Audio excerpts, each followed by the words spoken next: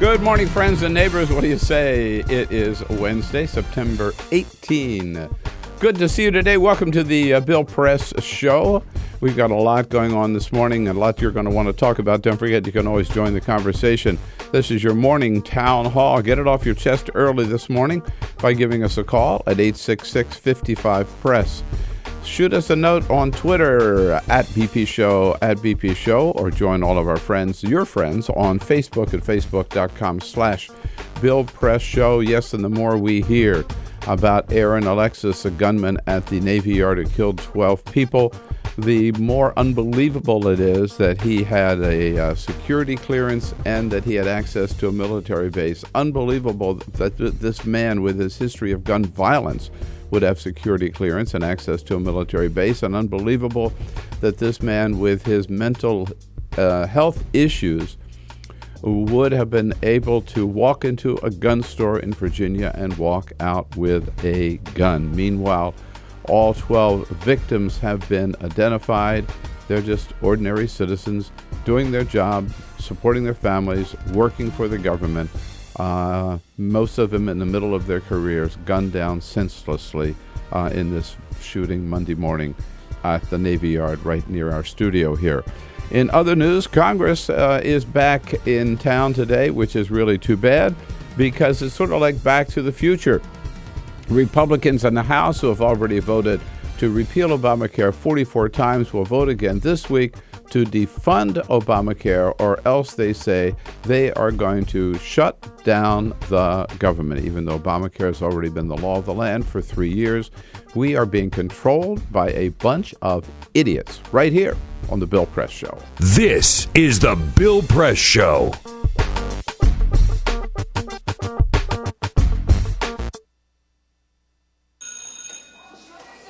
Don't look at me. Your hair's a bit frizzy today. Aww, you should pick that up. Oh, you're such a dork, loser. Here, let me help you with that. Oops. Every day, kids witness bullying. Oh, look, your crush is looking at you. Poor you. They want to help, but don't know how. See, no one here's gonna help you, because no one Teach your likes kids how to be more than a bystander. Visit stopbullying.gov. If you drive buzzed, it could cost you around $10,000.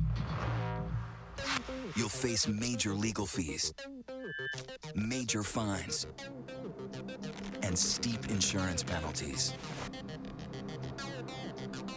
You could lose everything. Nothing kills a buzz like getting pulled over for buzz driving, because buzz driving is drunk driving. When some people struggle with their mortgage payments, they become frozen, petrified. Not knowing what to do, they do nothing. But the people who take action are far more likely to get the most positive outcome. Making home affordable is a free government program. Call now to talk one-on-one with a housing expert about the options that are right for you. Real help, real answers, right now. Here at the GED Pep Talk Center, we have pep talkers standing by to get you motivated for your GED diploma. Text the name Terry to 69222 for a sympathetic pep talk.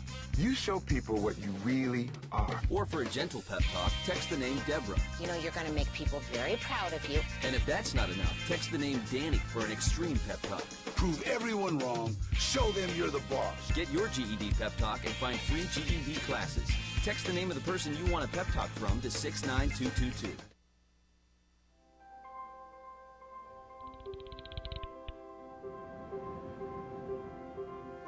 Did you see the world differently?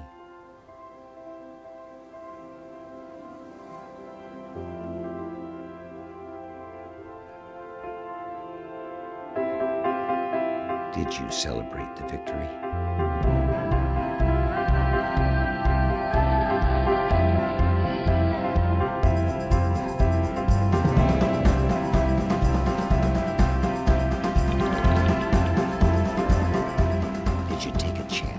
So today, I state clearly and with conviction America's commitment to seek the peace and security of a world without nuclear weapons. Did you stand up against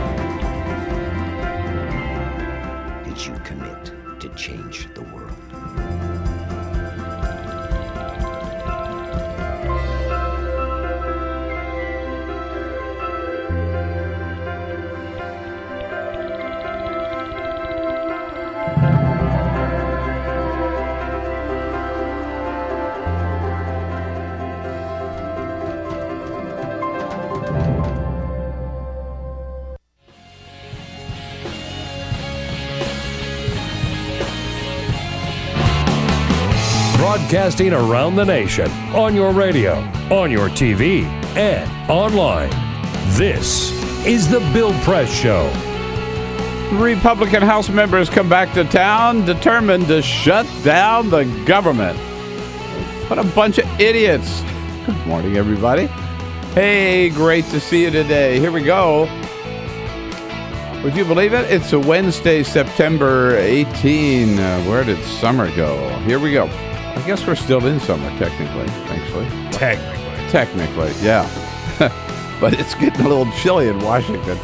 Maybe where you are, too. Great to see you today. Thank you for joining us. This is the Bill Press Show. We are your morning radio show on your local progressive talk radio station. I'm proud to be there. Thank you for joining us. Well, you can also find us on Free Speech TV. If you got a satellite, you're lucky enough to have a satellite, you can find us on the Dish Network or on DirecTV.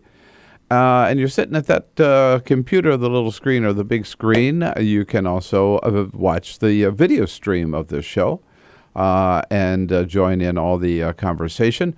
Just go to youtube.com/TawkrTV, TAWKRTV. So whether you're listening or you're watching, we love having you with us and look forward to hearing from you today by giving us a call at 866-55-PRESS, by sending us your comments on Twitter at BP Show, and by joining us on Facebook at facebook.com/BillPressShow. All those ways you can interact and be part of the program. Good to have you with us with the team here, Peter Ogburn and Dan Henning. Hello, guys. Hi there. Good morning. How about it? With Alicia Cruz. She's got the phones covered. And if we look good on the video stream and on Free Speech TV, that's thanks to our videographer. Cyprian very proudly repping the Washington Nationals there. With his he brought the Nationals home yesterday. Damn right. Dan's I've got my shirt too. It's a little cold, but I've got the shirt right there. I'm the only one. Peter, you and I, we're not being loyal this morning, but we should be after yesterday, man. They cleaned up yesterday. It was not a doubleheader, but 2 games in one day. One game delayed, of course, because of the shooting at the Navy Yard, which is right next door to the Nats Stadium. So they made up that game yesterday in the afternoon, and the Nationals were losing. It was 5-4. They were. It was classic. It was classic. It was the bottom of the 9th. Yeah. Yeah. Right. Yeah. It was classic Nationals where they were up 3-0. Yeah. Then they were down 5-3, and then they go bottom of the 9th, and they got one run 5-3. It ended up 6-5. Right. Yep. And here's what it sounded like. Again, it was their very last chance. There was already one out. I forget who it was up at plate, and he knocks one right through. There's an error on the Braves' part, the second baseman, I guess, and that turned the game around. Swinging a ground ball toward the middle, going to tie the game. Oh, it goes for the legs of Simmons. Here comes Rendon. He scores, and a Curly W's in the books.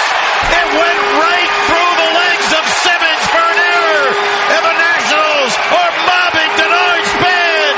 The Nationals have won it. Yeah, that was an important game. It looked like huge game. Huge game. And then yesterday evening, the regularly scheduled game again. This time, no doubt about it, the final call. The kick, here it comes. Swing and a dribble out in front of the plate. Soriano fields, throw to LaRoche, and a sweep. A Curly W's in the books. The Nationals have done it. They have taken 2 in one day from the Atlanta Braves. After not being able to beat the Braves at home in the first 6 meetings of the year, the Nationals win 2 today, and they shut out the Braves in the nightcap. Everybody said, including you, Peter Ogburn, that, it's all going to fall apart once the Braves come to town. But, there it is. We're off to a good start against the Braves. I got all excited that maybe we would gain up on the Reds, who were chasing for the wild cards, until they won 10-0. 10-0 in their game last night. No, really? Yeah. Oh, yeah. The Reds are fighting for So it. the Nats are still 4.5 behind for the wild card, but boy, they are playing good baseball. Yeah. They really are. And as Cyprian was pointing out before the show, the Nationals don't have a very hard schedule from here. I mean, they still have another game with the Braves. Miami. They still have another game with the Braves, but their schedule's not that tough, and the Reds have a very tough schedule. They have a very tough schedule. Keep hope alive. Keep hope alive. And Denard Span, by the way, 28-game hitting streak. Is that right? Yeah. And Carol promises she won't go to any more games. Keep her. I don't care what you have to do, Bill. She watches at home. She watches every single play at home. It's okay to watch from home, but if she starts inching closer to the door, you know what to do. I'll throw my body across. That's it. Keep her away from the stadium. Threshold. All right. Yeah, we've got a lot coming up today. Congresswoman Rosa DeLauro will be here. She, of course, representing the Newtown, Connecticut area, and be here and stationed here in Washington, D.C. We'll talk to her about the Navy Yard shooting. Sabrina Siddiqui from Huffington Post will be joining us as well. And Democratic strategist Christopher Hahn in studio as a friend of Bill. And we'll take a little bit closer look at this shooter at the Navy Yard and what the hell was he doing with a gun and with a security clearance. But first, this is the Full Court Press. On this Wednesday, other headlines making news. Fox News has announced the highly anticipated changes to its primetime lineup after having the same hosts in the same order for over a decade. According to Politico, starting October 7th, Greta Van Susteren's On the Record moves from 10 to 7 Eastern, 3 hours earlier, followed by the O'Reilly Factor, keeping his same spot. Then Megyn Kelly's new show will debut. It's called The Kelly File, that runs at 9 Eastern, and then Sean Hannity bumps back an hour to 10 o'clock. Shepard Smith will no longer host his 7 o'clock show. Instead, he's been promoted to the managing editor position and will oversee that network's breaking news coverage. You know, it really, there's some prizes in that lineup. Nobody predicted, I think, that Sean Hannity would get to 10 o'clock and Greta would move earlier. Yeah. I didn't see that happening. It makes more sense, honestly. I think it makes a lot of sense. It's a good lineup. The folks at Butterball are gearing up for another season of their Turkey Talk line, the famous helpline you can call for tips on your Thanksgiving turkey cooking. For the first time ever, when you call this year, you might talk to a man. They've always had just women working at the call sec. Yep. They've always had just women, and it's not that they didn't want to hire men, but it's always usually just women that applied for these positions and were, for most part, most qualified.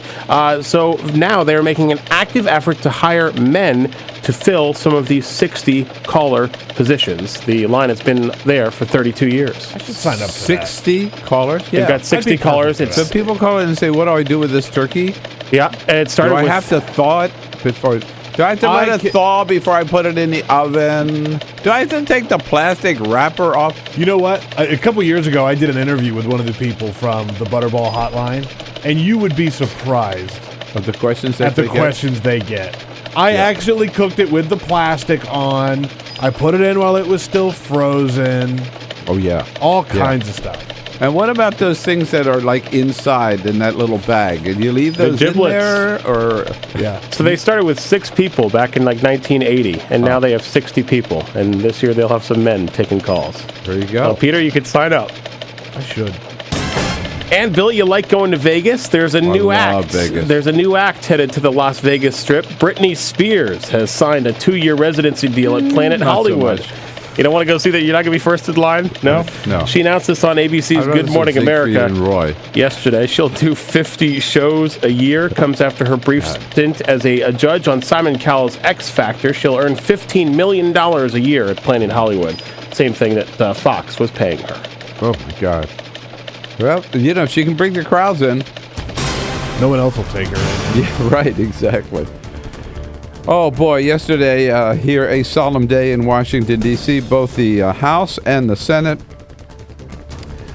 and the Nationals at both games started with a minute of silence in memory of the 12 victims of that tragic shooting Monday morning at the Navy Yard in the House of Representatives. And we now know all 12 victims. Most of your online sites or your newspapers this morning will have their photographs and their names and stories about them. I mean, it's so sad. These were just, these are just ordinary folks, right? Going to work, coming back from the weekend, seeing their friends. So many of them who were victims shot in the atrium, checking in, getting a little breakfast before they went up to their office. Most of them, all of them, civilian workers. Most of them middle-age-ish, and just good citizens doing their job, supporting their families, and starting the day. Eleanor Holmes Norton, the Congresswoman we had on our show yesterday morning, she read the names of the 12 victims on the House floor. Michael Arnold, Martin Bodrog, Arthur Daniels, Sylvia Frazier, Kathleen Godd, John Roger Johnson, Mary Frances Knight, Frank Kohler, Vishu Bandit, Kenneth Bernard Proctor, Gerald L. Reed, and Richard Michael Rigel. We remember them, we honor them, and we salute the first responders who arrived so fast on the scene. The chief of police yesterday pointing out how fast the D.C. police were in that building. 2 minutes after the call was dispatched, we had two units with AR-15s on the scene. We had some additional AR-15 units that have been deployed out in the area for high visibility over the past 2 weeks. They were very close by. They responded immediately.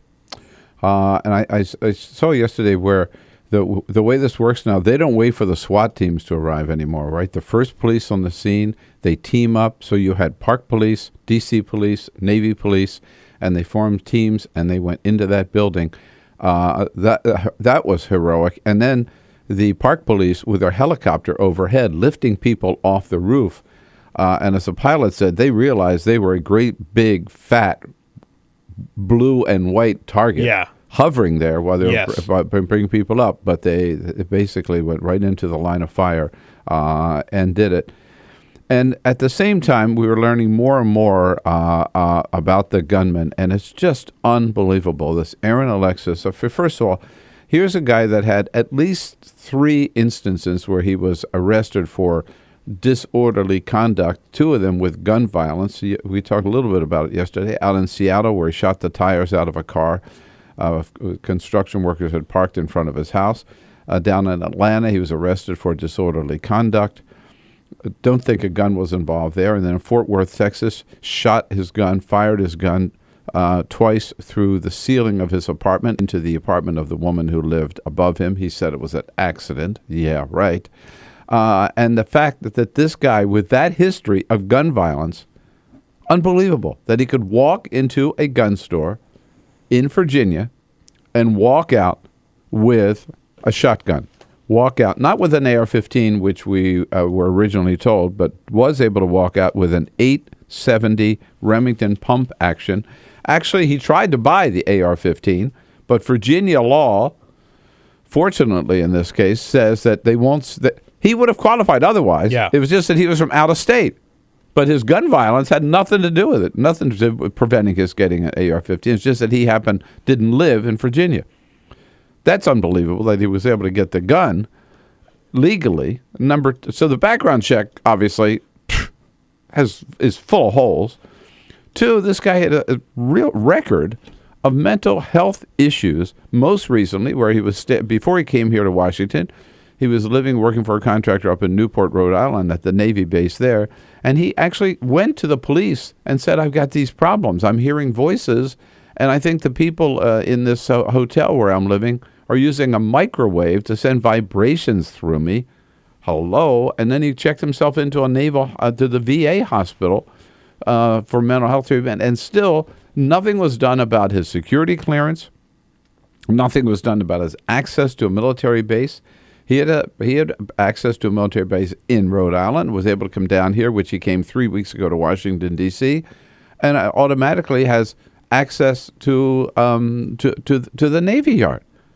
And by the way, when he got that security clearance, whenever it was, I think he got it in 2008, it's good for 10 years. Yeah. How can you give somebody a security clearance? A lot can happen in 10 years. You would think you'd have to have that renewed every year, right?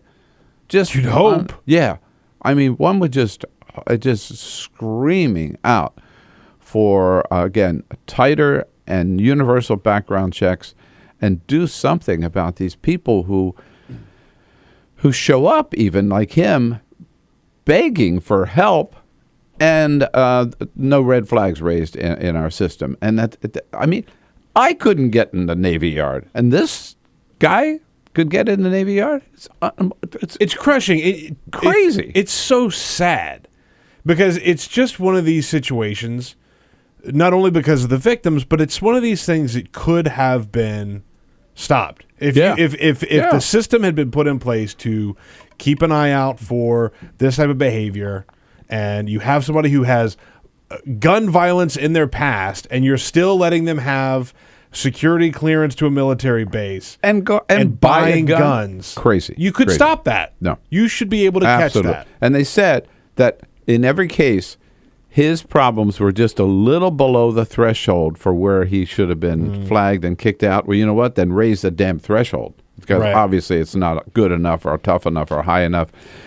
Tell us what you think about this. Let's talk about it here on the Bill Press Show, 866-55-PRESS.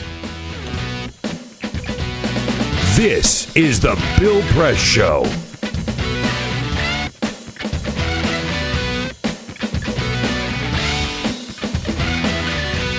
So this is my computer. This is your computer. Let's go on the internet. Let's go. Click it. Yes. Okay. I cursor in between the R and the E. Pressing down, I want you to just push the period. She's gonna love me all over again. That's it. Jamaica, here you go. Here we go. Good job. Thank you. Thank you. And I did it by myself. Feel smarter. So, I'm kind of new here, but I've noticed a trend. My human does this funny thing where she goes around and gets all my toys, and then she hides them in that basket by the door. You know, but it's always the same basket, and it's always in the same place. And then she acts so surprised when I find them, but, you know, she's putting them in the same basket. Again. It's like, hello? That's where you put it last time. You were the worst at hide and go seek.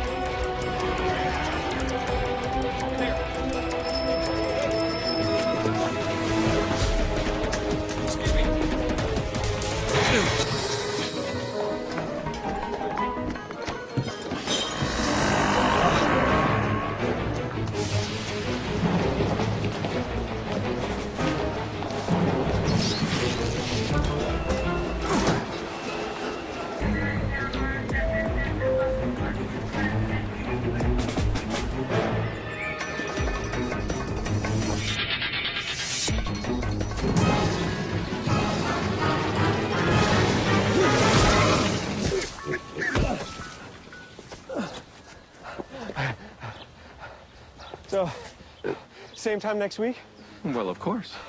Put away a few bucks, feel like $1 million. For free tips to help you save, go to Feed the Pig.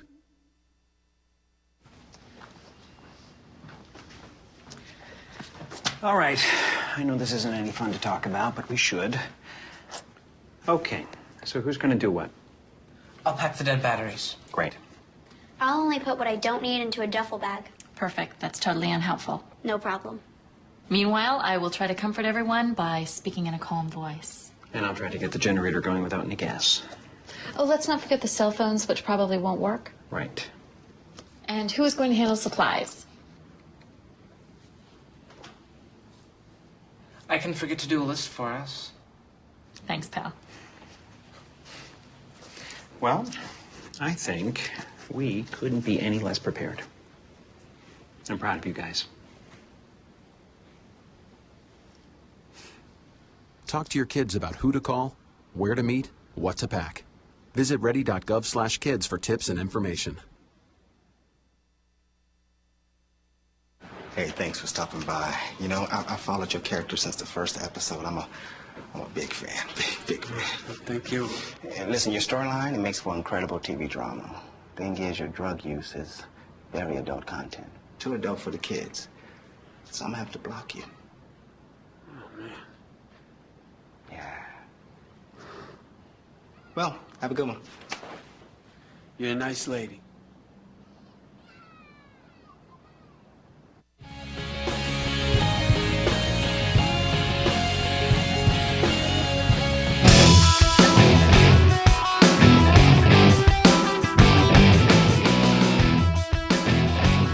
Like politics? Then like The Bill Press Show on Facebook.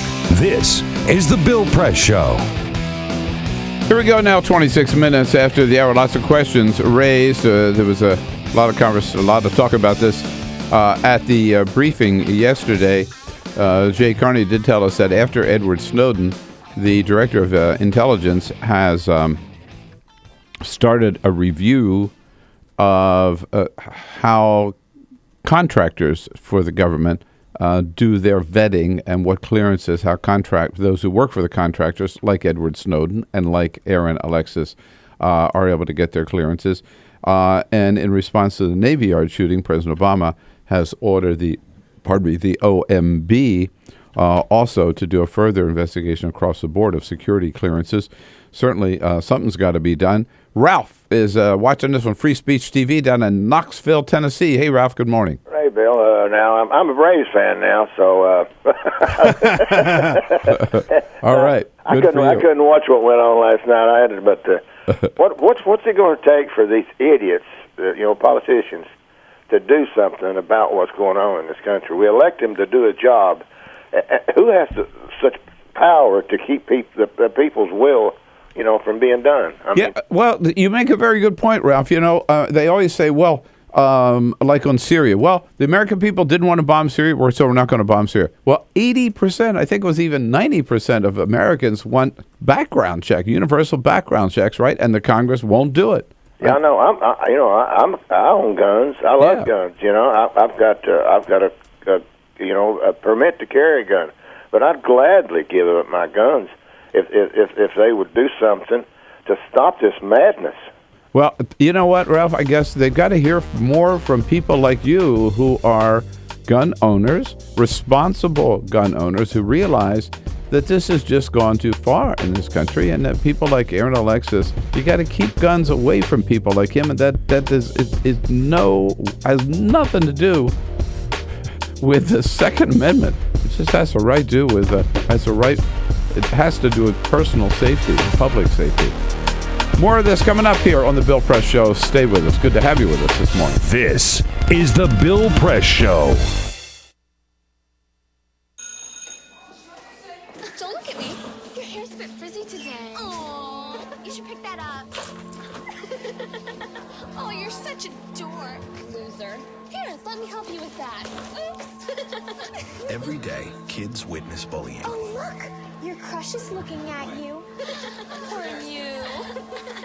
They want to help, but don't know how. See, no one here's gonna help you, because no one Teach your kids how to be more than a bystander. Visit stopbullying.gov. If you drive buzzed, it could cost you around $10,000. You'll face major legal fees, major fines, and steep insurance penalties. You could lose everything. Nothing kills a buzz like getting pulled over for buzz driving, because buzz driving is drunk driving. When some people struggle with their mortgage payments, they become frozen, petrified. Not knowing what to do, they do nothing.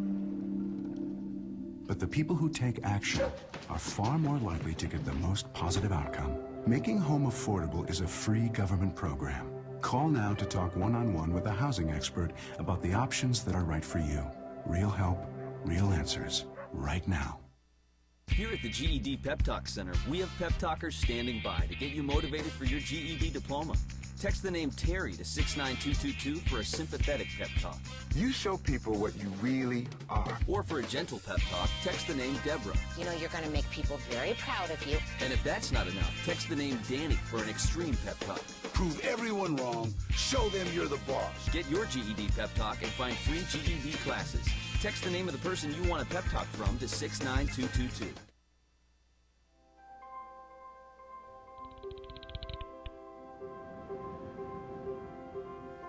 Did you see the world differently?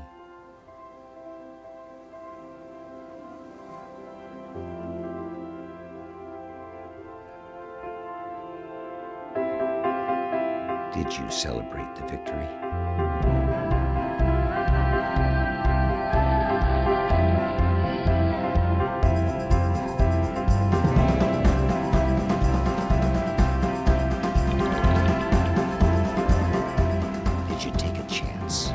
Today, I state clearly and with conviction America's commitment to seek the peace and security of a world without nuclear weapons. Did you stand up against our greatest threat?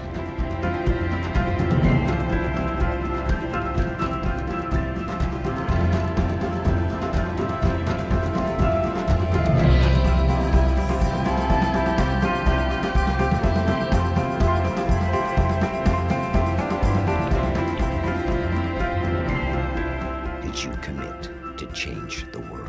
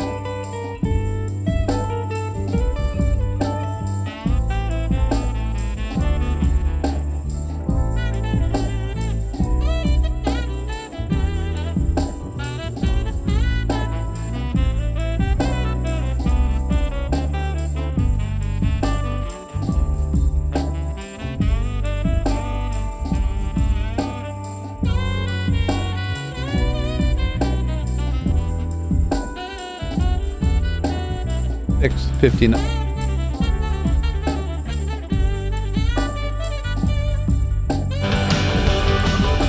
Lots of questions being raised today about how a man like Aaron Alexis could get a security clearance that was good for 10 years, how he could get access to a military base, just walk in with his own badge, no questions asked, even despite his background of gun violence. And also how a man who had a history of gun abuse on at least 2 different occasions still be able to walk into a gun store anywhere in this country and walk out with a lethal weapon. He did. He bought it just last Saturday. Susan's calling from Brunswick, Georgia. Hey, Susan, what's your thought? Good morning. Bill. Hi. Here's 2 things that I wanted to throw out to everybody. First of all, work like that used to be contracted to the Navy personnel themselves, and they used to kind of work. Now, everything is now being contracted out, so what I feel is happening is that we need to find out who is actually the owner of this particular company that is contracting this work out. What they're doing is they're taking our tax money, they're paying their CEOs all this money, so they're cutting corners on who they're hiring to do this kind of work, number one. I think that's an excellent point. The same question was raised about Edward Snowden, right? We basically have outsourced our work, right? Yes, and the other point that's very important that I don't hear spoken about as well is we've got everybody now is taking all this toxic pills, antidepressants, and who knows what, and there's a mixture going on in their brain where these people are not even able to function, and they're on all these medications, and plus they're able to get all of these guns, And if you look back on all of these shootings that have happened in the past couple of years, they all have a mental problem, and they all are on these psychotic drugs that doctors are just handing out like candy. And then these people are allowed to get guns, and then our work is being contracted out. I would like to know who owns that particular company that contracted out this work.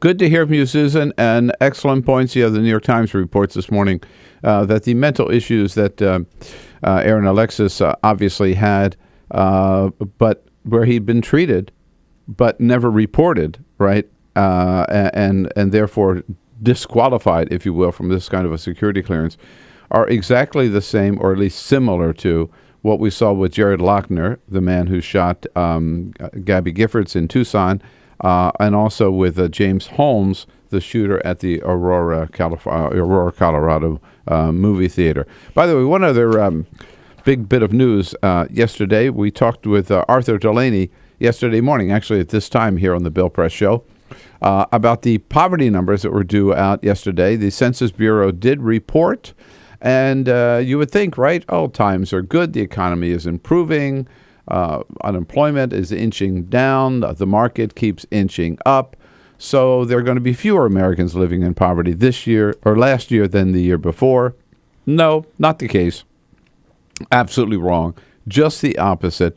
There are still 15% of Americans here, the United States of America, the wealthiest nation on the planet ever in history, and 15% of Americans living in poverty. And the number actually went up in 2012, from 46.2 million to 46.5 million in 2012. That number includes, by the way, 16.1 million children. 16.1 million children living in poverty in this country. Isn't that just outrageous? I can't believe those numbers. That 16 million kids in this country living in poverty, 3.9 million seniors. And by the way, so poverty, what does that mean, living in poverty? Here's what it means. According to, the Census Bureau, the numbers came out yesterday. Poverty is defined as living on $23,492 a year for a family of 4. I don't know how that's possible. I mean, think about it. That's it, right? That is food, that is clothing, that is shelter, that is transportation, right? That's gas money, that is any medical expense. Obviously, these people are not going to see a doctor, right? They're not seeing a dentist. They're not eating well. I mean, it's just unbelievable. I mean, that's worse than poverty, if you ask me, right? And to think that 15% of Americans are there. Yeah, 15%. Yeah. This is really a case of the rich getting richer and the poor getting poorer. That's what I was going to ask. I mean, how do we get to that point? How do we get to that point where we take such bad care of people like that? What is it? Well, it is number one. It's our tax system, right? Where the tax break keep going to the wealthiest people, and so they do accumulate and more wealth. Also, it's an inequality in wages. By the way, wages haven't moved at all, right? For the middle class, have actually gone down. The median household income in this country actually decreased again. The median income decreased again. In 2012, it was $51,000. That's the median, $51,000. And so that most of the wealth in this country is going right up to the top 2%. Again, if you look at the pay gap, the CEOs now today making 400 or 500 times what your average worker is making. And companies have found out that they can export the jobs, or they can shrink their workforce and get more done with a smaller workforce, paying them less money giving them no benefits. So the system is just screwed against the middle class. Yeah. That's one of the sad things that one of the lingering effects of the recession is that these companies figured out how to provide a worse product with worse service, but with less workers. They learned how to survive. All right, so get this. Now, what's Congress going to do about this? All right, well, Republicans again came back yesterday. Oh, good. Right, and here's what their agenda is. Their agenda, and we're going to talk to Congresswoman Rosa DeLauro a little bit more about this. We talked to Paul Singer from USA Today yesterday about it. The Republicans' number one agenda this week is, number one, they're going to cut food stamps. So the people all those people who are already living in poverty, it's just going to get worse for them. That's what we're going to do. You look at this whole economy and you see, now how are we going to fix things here? Well, let's start out by taking money away from the people who are barely able to survive today thanks to a little bit of government assistance. And what little bit of assistance they've got in terms of food stamps, we're going to cut that by $40 billion. That's number one. This is the Republican agenda. And number two, we're going to defund Obamacare. By the way, the only good news in the Census Bureau numbers that came out yesterday was that more and more Americans now have health insurance. Thanks to what? Obamacare. There's still 48 million Americans without health insurance, but millions and millions of Americans who never had health insurance before, do have it today thanks to Obamacare. So Republicans are going to take that away. Again, the top 1-2% doesn't. They got the best health coverage they can buy, and always will have, right? But those people who finally could afford it are going to be denied that opportunity if Republicans have their way. It's just classic. It's, I think, a disgrace that so many Americans live in this year 2013 in poverty. And even more a disgrace that Republicans want to make it even worse so that more Americans live in poverty. I guess they figure they don't vote, so why do they care about them? When we come back, we'll be joined by Tim Fernholz from Quartz with a story about a company that is still profiting from those AR-15s, even though they promised not to. This is the Bill Press Show.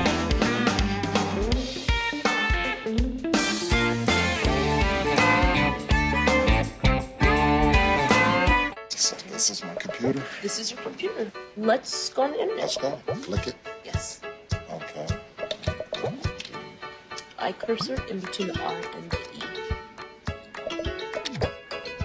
E. Racing dot. I want you to just push the area. She's gonna love me all over again. That's it. Jamaica, here you go. Here we go. Good job.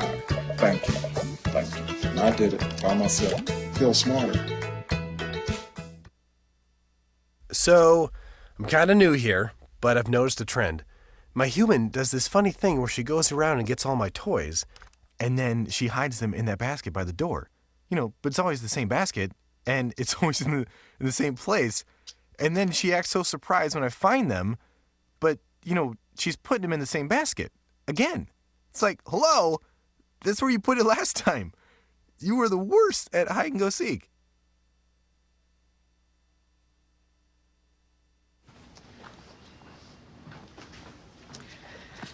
All right.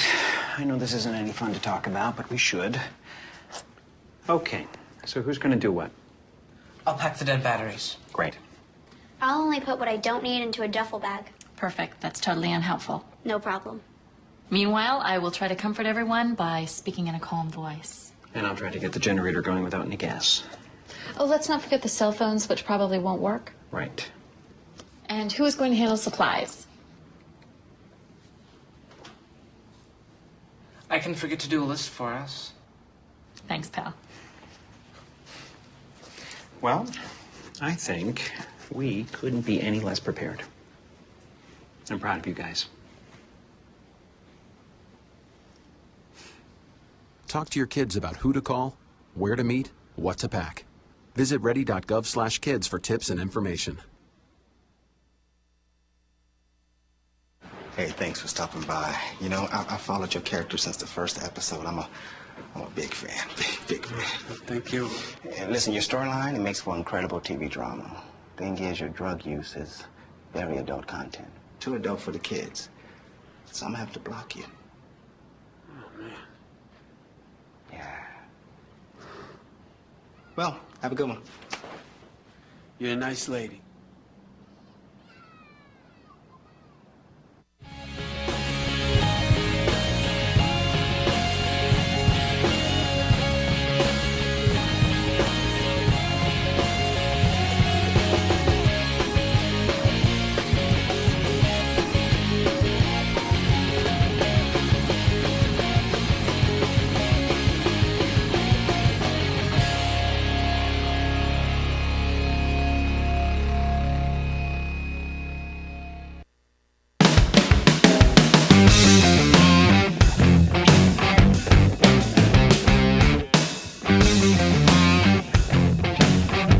Get social with Bill Press. Like us at facebook.com/Bill Press Show. This is the Bill Press Show. Hey, here we go. It is 13 minutes now before the top of the hour. In the next half hour, the next hour, rather, Congresswoman Rosa DeLauro will be joining us from Connecticut. She'll be here in the studio with us. And also here as a friend of Bill, Democratic strategist Christopher Hahn. Tim Fernholz, it looks like we do have him after. I was just going to say, seems to be missing in action this morning. But it looks like we found him. Yes, indeed. Tim Fernholz is economics and politics writer, rather, for Quartz. You can find them at qz.com. Hey, Tim, good morning. Good to have you with us. Good morning, Bill. Good to be here. Thank you. So we wanted to check back in with you because you've been following this story. We remember after Sandy Hook when we learned it was the AR-15 that was used in that massacre there at the elementary school last December 14, that Cerberus Capital, which owned FreedomWorks, those who make the AR-15, they promised they were going to drop this hot potato, right? What's the latest? Well, the latest, and I should be clear that when this story ran, we were relying on law enforcement reports that an AR-15 was used at the Washington Navy Yard. Yeah, that was originally reported. We did too, right? Yeah. But I think the point still remains. Yeah, right after Sandy Hook, they decided they wanted to sell this company, basically saying that there was going to be this big gun control debate that they didn't want to be in the middle of. And as I'm sure you and your listeners know, that sort of came to a crashing halt in April, and it seems like at least federally gun control is pretty much in a tough spot. In Colorado, 2 state legislators were just recalled for voting for gun safety. Mm-hmm. And you know, this sale of the Freedom Group has not gone through yet, and it sort of makes you wonder. I mean, a 10 to 11 month period for a sale like this might not be that unusual, but at the same time, it's an incredibly profitable company. Well, first of all, Cerberus Capital Management. I mean, they're a big venture capital firm, right? I mean, this is not like their only holding or by any. No, they are a huge private equity firm. They're quite large. Mm-hmm. And FreedomWorks is just one of their many properties, right? Indeed, it's Freedom Group, and it's a bunch of weapons companies you've heard of: Bushmaster, Remington, on down the line. Right. So they've held on to it. I mean, I could see why they would consider this a toxic piece of property, right? And just say, hey, we don't want this grief, right? Let's just get rid of it. Why haven't they sold it? They can't find a buyer, or they're asking too much money, or what? Well, I honestly can't tell you. I've been asking around, and I think that's what makes it so interesting. I mean, conventionally, you would say that they're, pricing it too high. They can't find someone to buy it because they're pricing it too high. But if that's the case, aren't they trying to get rid of it? It's convenient for them as a public relations standpoint to say they're selling it, as long as they're selling it, but they're also making a lot of money off of it, so it's hard to imagine that. Well, that's what I was going to. Yeah, that's what I was going to get to next. I mean, they're not losing money off the Freedom Group, right? No, sir. Sales actually going up, or what do you? Yeah, this is a company that sales went up 20%. In 2012, their sales went up 51% in the second quarter of this year. Yeah, I don't know about you. I smell a rat, baby. Yeah. Yeah, right? Yeah, I think they say, yeah, we're trying to sell it at the same time. They're not doing anything to sell that company because they're making money off it. And we'll probably continue to do so.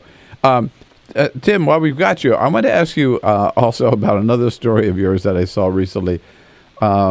We've got this very sticky relationship with Iran, right? And you're reporting that Iran actually, at least until recently, owned a building right in the middle of Manhattan? They absolutely did. This was quite something. Yesterday, a U.S. federal court let the government seize 650 Fifth Avenue, which is a 36-story skyscraper. Fifth Avenue? What? Really? It's a couple blocks from Rockefeller Center. This is a building that the Iranian government built when the Shah was in power in the 70s, and that when the theocracy came after the revolution, they held on to it. They transferred it to a dummy corporation in the Jersey Islands, a tax haven, so nobody would know. And they've been making lots of money off of it. And finally, after in the 90s, some sanctions passed, and I think the prosecutors got wind of this, and they told the court, look, we have all this evidence. It's a front company. They're sending millions and millions of dollars back to Iran. And the court said, it's a no-brainer. You guys can seize it. And I understand, barring an appeal, their plan is to sell the building and use the money for victims' funds for victims of terror that Iran is involved in or suspected to be involved in. But all this time, so for the last 20, 30 years, right, with all of our problems with Iran, they've been making money off of Fifth Avenue in New York, and we didn't even know about it, right? I think it speaks to the offshore money problem that we've got. Yeah. It's easy if you have the right lawyers and the right incentives to hide your money or disguise who you are. It's a real problem, not just for terrorism, but for narcotics, for white-collar crime. It's even worse in developing countries where they need all that money, and their leaders, if they're corrupt, can get it right out and keep it offshore where people can't see it. And unbelievable. Good stuff. Good reporting. Hey, Tim, thanks so much for your good work. Thanks for being with us this morning. Man. Yeah, isn't that amazing? Thank you, Bill. Yeah. All right, on Quartz, he's the economics and politics writer, QZ.com. This is the Bill Press Show.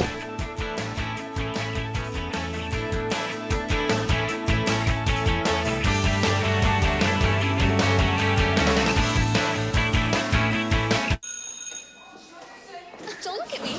Your hair's a bit frizzy today. Oh, you should pick that up.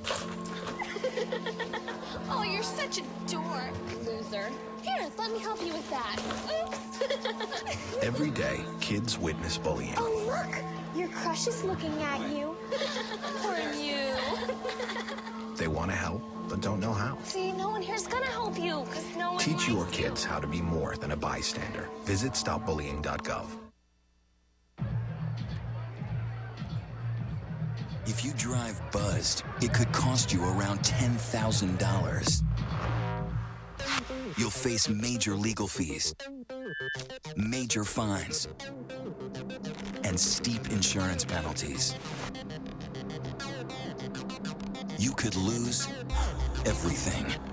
Nothing kills a buzz like getting pulled over for buzz driving, because buzz driving is drunk driving. When some people struggle with their mortgage payments, they become frozen, petrified. Not knowing what to do, they do nothing. But the people who take action are far more likely to get the most positive outcome. Making home affordable is a free government program. Call now to talk one-on-one with a housing expert about the options that are right for you. Real help, real answers, right now. Here at the GED Pep Talk Center, we have pep talkers standing by to get you motivated for your GED diploma. Text the name Terry to 69222 for a sympathetic pep talk.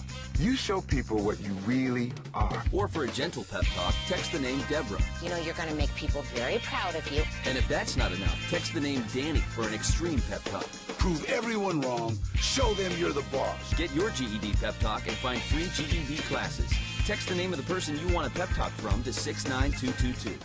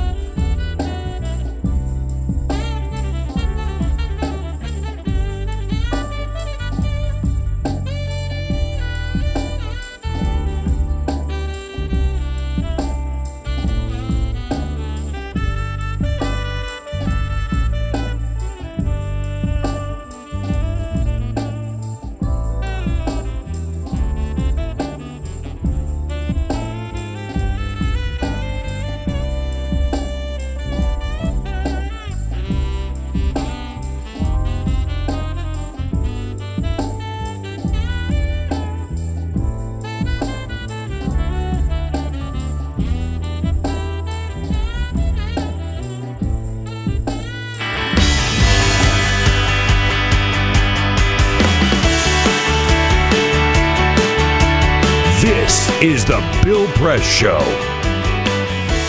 All right, 3 minutes before the top of the hour again, Congresswoman Rosa DeLauro in studio with Democratic strategist Christopher Hahn in the next hour. Peter, I don't know whether you saw this at Starbucks, which has always had the policy that we will follow the gun laws of any state. And so if you've got a conceal and carry or just a carry law, like in Florida, you can walk into any Starbucks with your gun and get served and nobody cares. Well, Starbucks now is getting a little more sensitive. They put out a statement yesterday requesting that people please leave their firearms at home before they go to their local Starbucks. Yeah. Thanks. This is America. Mm-hmm. I want to be able to shoot that little cap off of my latte so I can drink it. Yeah, I would suggest that Starbucks ought to join what many, many other restaurants have done and said, no, we don't want your gun in our restaurant. Just stay out of here. Yeah. Right. What the hell? All right. We'll come back. 2 more hours coming up of the Bill Press Show. Stay with us this Wednesday morning. This is the Bill Press Show. You wouldn't let money just blow out of your house. So when your AC or heater is on, make sure the doors, windows, and fireplace flue are shut tight. If you're headed out, turn down the AC or lower the heat by 10 degrees. And always keep your water heater set at 120. A little bit of common sense goes a long way. Get more great tips at energysaver.gov. So, I'm kind of new here, but I've noticed a trend. My human does this funny thing where she goes around and gets all my toys, and then she hides them in that basket by the door. But it's always the same basket, and it's always in the same place. And then she acts so surprised when I find them, but, she's putting them in the same basket. Again. It's like, hello, that's where you put it last time. You were the worst at hide and go seek.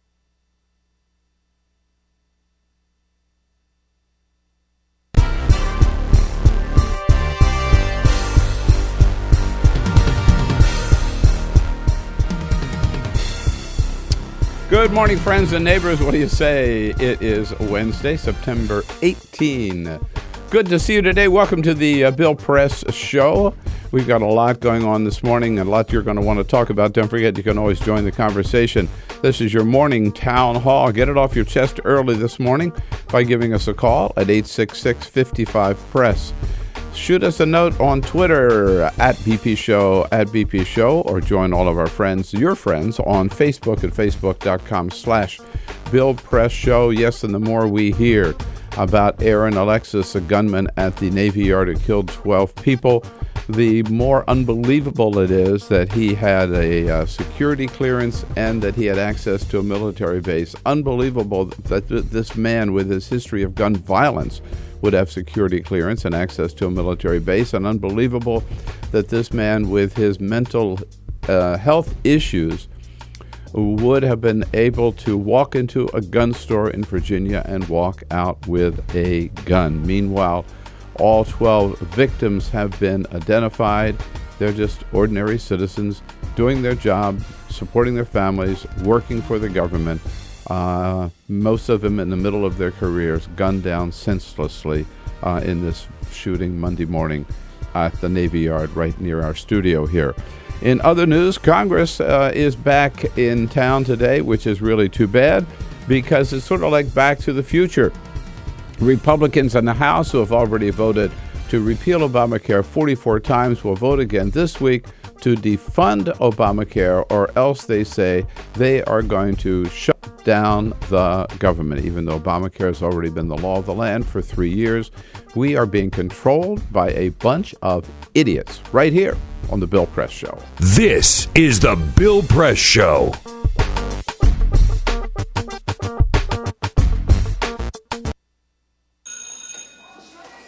Don't look at me. Your hair's a bit frizzy today. Oh, you should pick that up. Oh, you're such a dork, loser. Here, let me help you with that. Oops. Every day, kids witness bullying. Oh, look. Your crush is looking at you. Poor you. They want to help, but don't know how. See, no one here's gonna help you, because no one Teach your likes kids you. how to be more than a bystander. Visit stopbullying.gov. If you drive buzzed, it could cost you around $10,000. You'll face major legal fees, major fines, and steep insurance penalties. You could lose everything. Nothing kills a buzz like getting pulled over for buzz driving, because buzz driving is drunk driving. When some people struggle with their mortgage payments, they become frozen, petrified. Not knowing what to do, they do nothing. But the people who take action are far more likely to get the most positive outcome. Making home affordable is a free government program. Call now to talk one-on-one with a housing expert about the options that are right for you. Real help, real answers, right now. Here at the GED Pep Talk Center, we have pep talkers standing by to get you motivated for your GED diploma. Text the name Terry to 69222 for a sympathetic pep talk. You show people what you really are. Or for a gentle pep talk, text the name Deborah. You know you're going to make people very proud of you. And if that's not enough, text the name Danny for an extreme pep talk. Prove everyone wrong. Show them you're the boss. Get your GED pep talk and find free GED classes. Text the name of the person you want a pep talk from to 69222.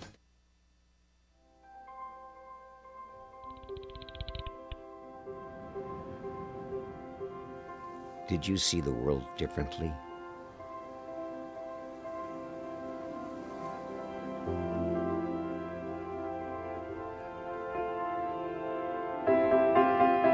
Did you celebrate the victory?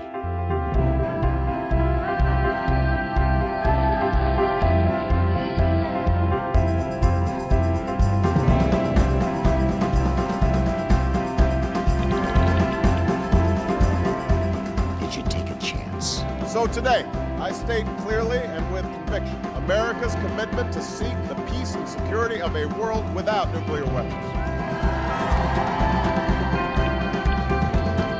Did you stand up against our greatest threat?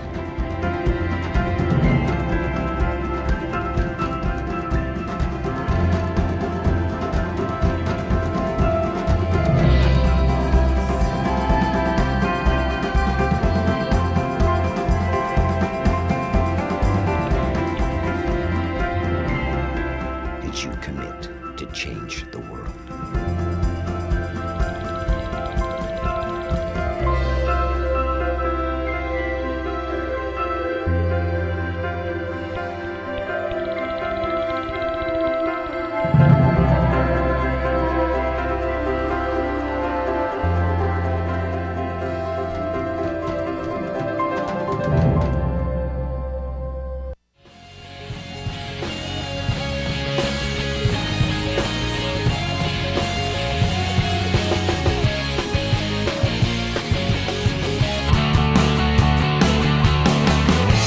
broadcasting around the nation, on your radio, on your TV, and online.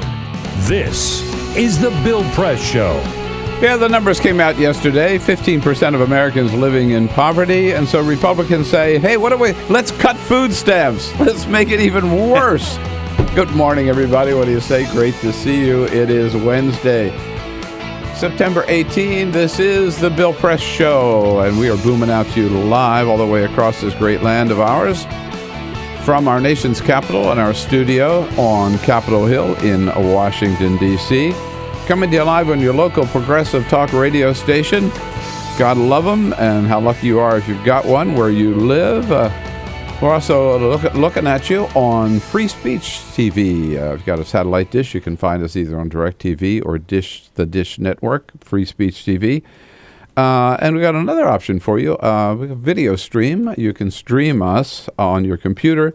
Go to youtube.com/TawkrTV, TAWKR-TV. So no excuse not to listen, not to watch. We got enough options for you. Good to have you with us this morning with the entire team here. And joining our team this morning as a friend of Bill this hour, Christopher Hahn is a Democratic strategist based up in Long Island, happens to be in town today, and we snared him to come in for an hour. Hey, it's great to be here. Nice to see you. Thank you. Our team members, Peter Ogburn and Dan Henning, of course. Hey.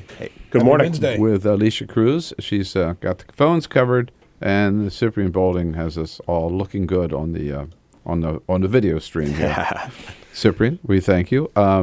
And by the way, it's a conversation, town hall. You can join us, invite your comments anytime. 866-55-PRESS is the toll-free number. On Twitter, @BP Show, and on Facebook, it's facebook.com/Bill Press Show.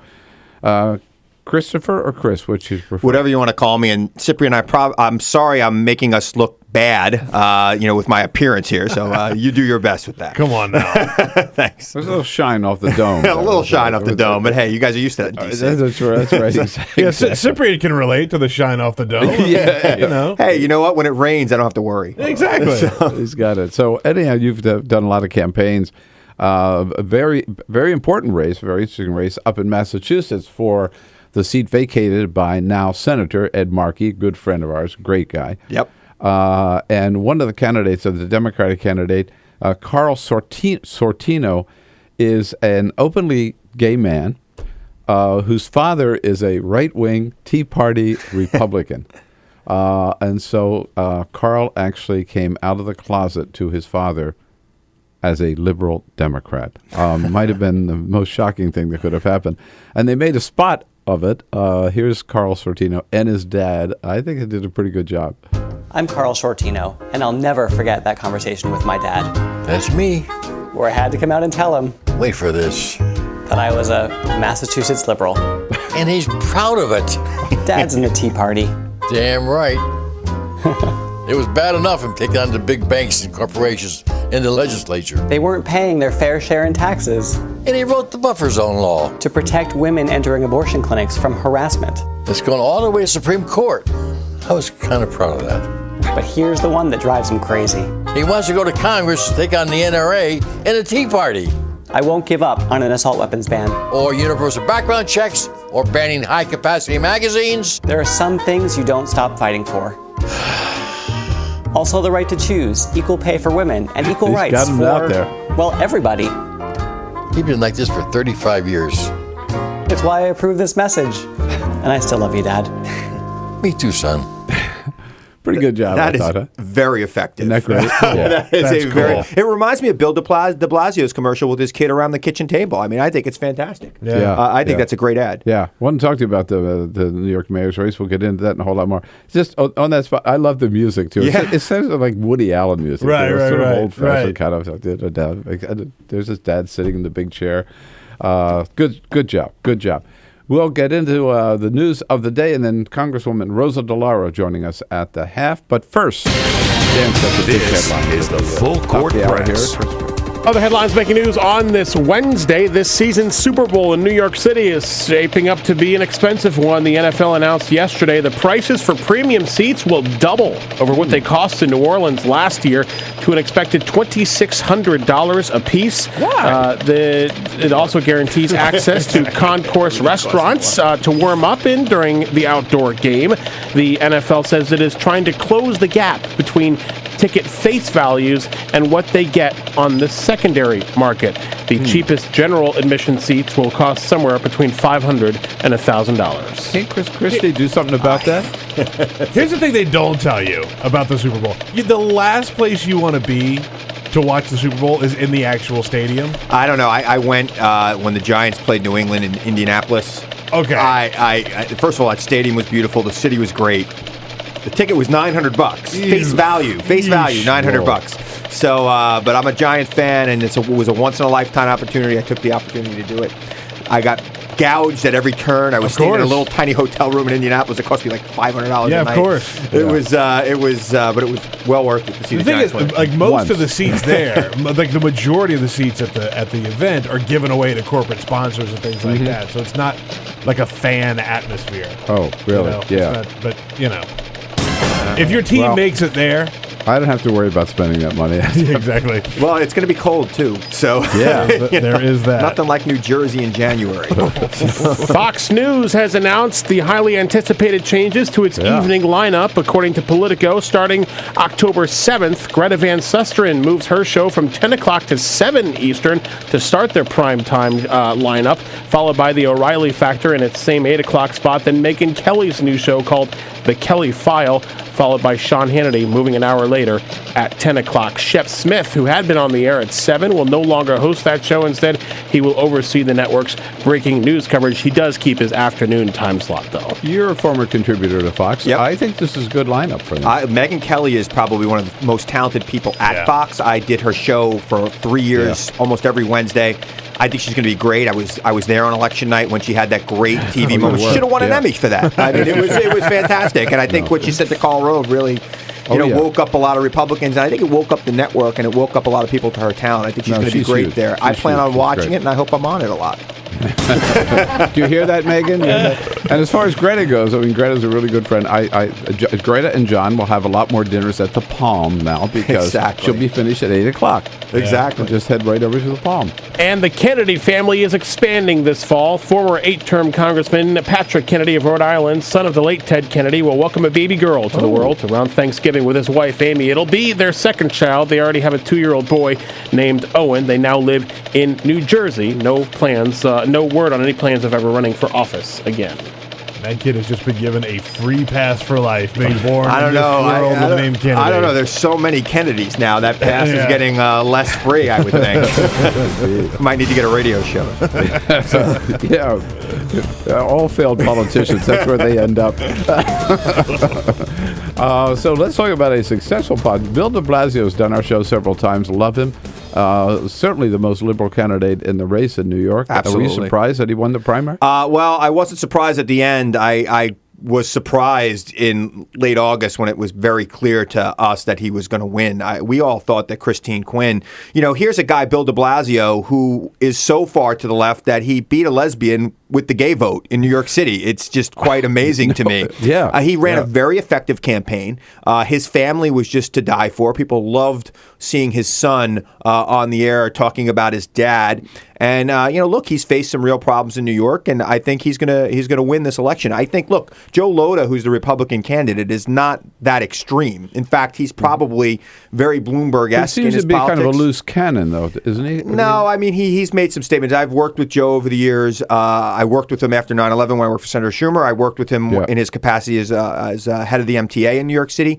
But I think that here's the problem for him in New York right now. The National Republican Party has so turned off Democrats that New York City Democrats are not voting for Republican this year. They have voted for Republicans the last last 20 years in New York City. Joe Lhota is going to be a victim to the wackos here on Capitol Hill who have taken this Republican Party and made them an extreme party that cannot be trusted, even at the local level. And even though Joe Lhota is far from a Tea Party or any of these people here on Capitol Hill, even like a Darrell Issa type, Joe Lhota is a real sensible pragmatist. He's done. He can't win this year, not in New York. Did Michael Bloomberg defeat Christine Quinn? You know, I think so, and I think that's a shame because there are some things about Michael Bloomberg that progressives might not like, but there are a lot of things that progressives love about Michael Bloomberg. I think he's been a pretty good mayor. I think he's been a fantastic mayor. I got to tell you, I'm happy for Bill de Blasio. I hope he gets his footing quickly. I think the city's going to miss Michael Bloomberg, not just for his work as mayor, but his philanthropy around the city has been phenomenal and has really propped up some organizations that have made the city a better place. Mm-hmm. Now, you mentioned Joe Lhota not being the same brand of Republican as we see here in Washington, D.C. So here we are, you're in town, and the Republicans came back, House Republicans came back yesterday, determined to do one thing, which is to shut the government down. Even John Boehner now says, no, this is a bad idea, right? Let's keep the government going while we try to work this out. There's 70 House Republicans that say, no way, no how. The only thing to do is to shut it down. What the hell are they thinking? When the Wall Street Journal is saying that the Republicans are extreme, they should probably listen. I know a lot of those guys on that editorial board, and they think that they think I'm Fidel Castro with my politics, and I'm very moderate and pragmatist. I think these guys are out of their mind. I think this is what happens when you elect amateurs to Congress and say, go in there and do what you see on Fox News and other outlets and, do what Rush Limbaugh says. These guys are going to be in for a rude awakening because they are not going to have power in 2 years if they shut down the government. I hope to God they shut down the government, and I hope it doesn't last more than a day. Mm-hmm. But I hope they do it because I think it's time that the American people wake up to what these people really are. And this is why guys like Joe Lhota can't get elected. He's a reasonable guy in New York City. He will not get elected this year. And I think that the gerrymandering of this of the districts around the country have allowed these people to stay in office. Right. Well, that's why I was going to challenge you a little bit. You said they won't be in office for in 2 years from now.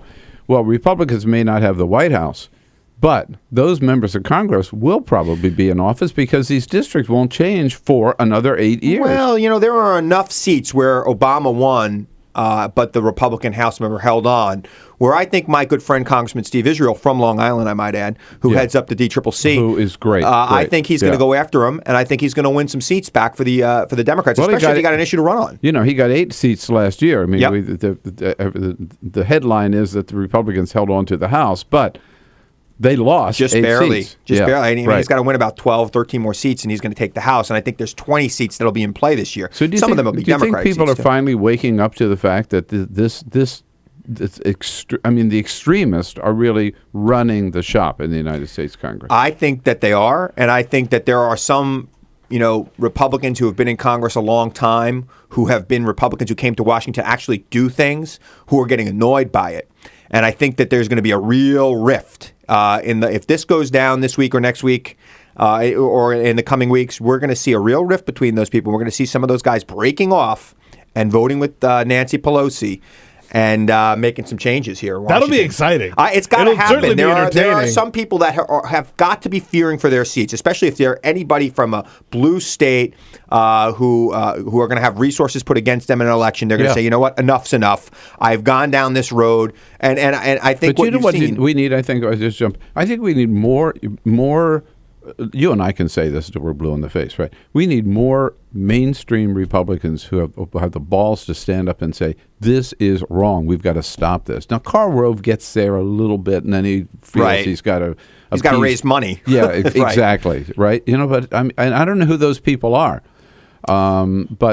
but maybe a Boehner, maybe a McConnell, and just say, we are destroying the Republican Party. It's got to stop. You know what? John Boehner has got to wake up. He's been in Congress a long time. He's the Speaker of the House. He's not the Speaker of the right-wing Republican Party. He's not the Speaker of the Tea Party. He's a guy who was able to make deals in his career. Absolutely. And it's time for these guys to make deals. Meet me in the middle like we used to do in this country. Okay, you won an election, we'll give in a little bit to you this time. When we win an election, you'll give in a little bit to us, but not give me everything I want all the time, especially when it's bad for the country. I mean, what these men and women are doing in the Tea Party and the Republican Party on the House it's just bad. It's not good policy. It's not good for their party, and it's definitely not good for America. I think they're anti-American. I think they don't like this country. Yeah, so let's run Ted Cruz for president. Christopher Hahn's here as a Democrat. Hope he does. I do too.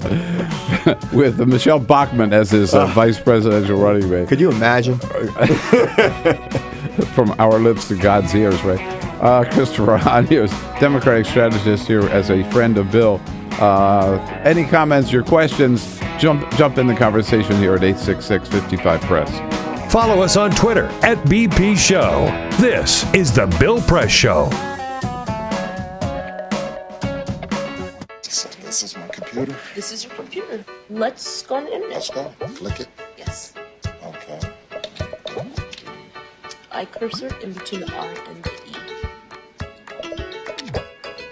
Pressing down, I want you to just push the period. She's gonna love me all over again.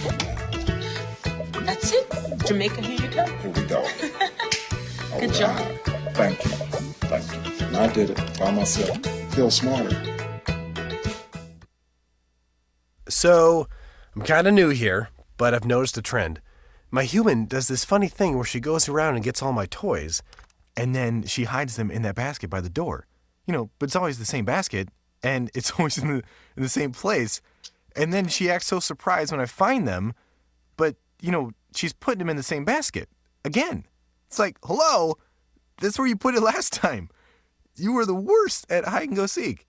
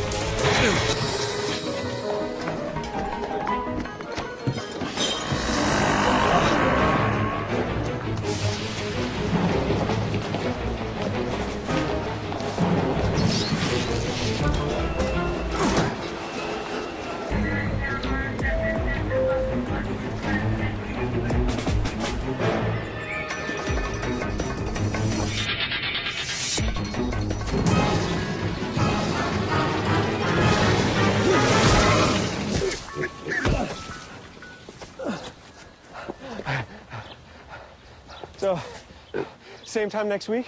Well, of course. Put away a few bucks, feel like $1 million. For free tips help you save, go to Feed the Pig.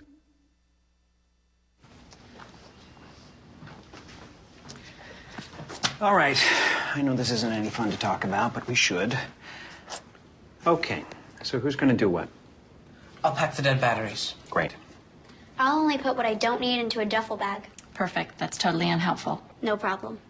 Meanwhile, I will try to comfort everyone by speaking in a calm voice. And I'll try to get the generator going without any gas. Oh, let's not forget the cell phones, which probably won't work. Right. And who is going to handle supplies? I can forget to do a list for us. Thanks, pal.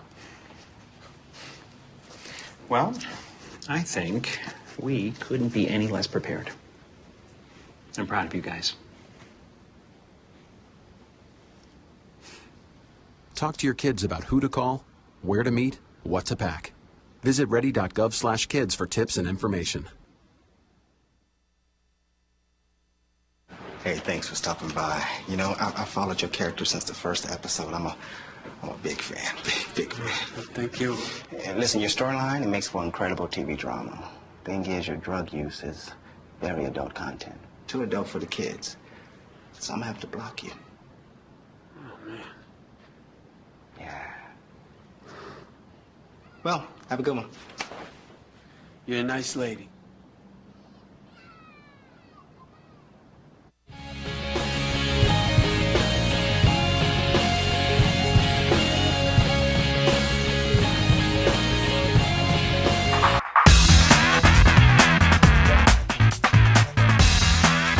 This is the Bill Press Show.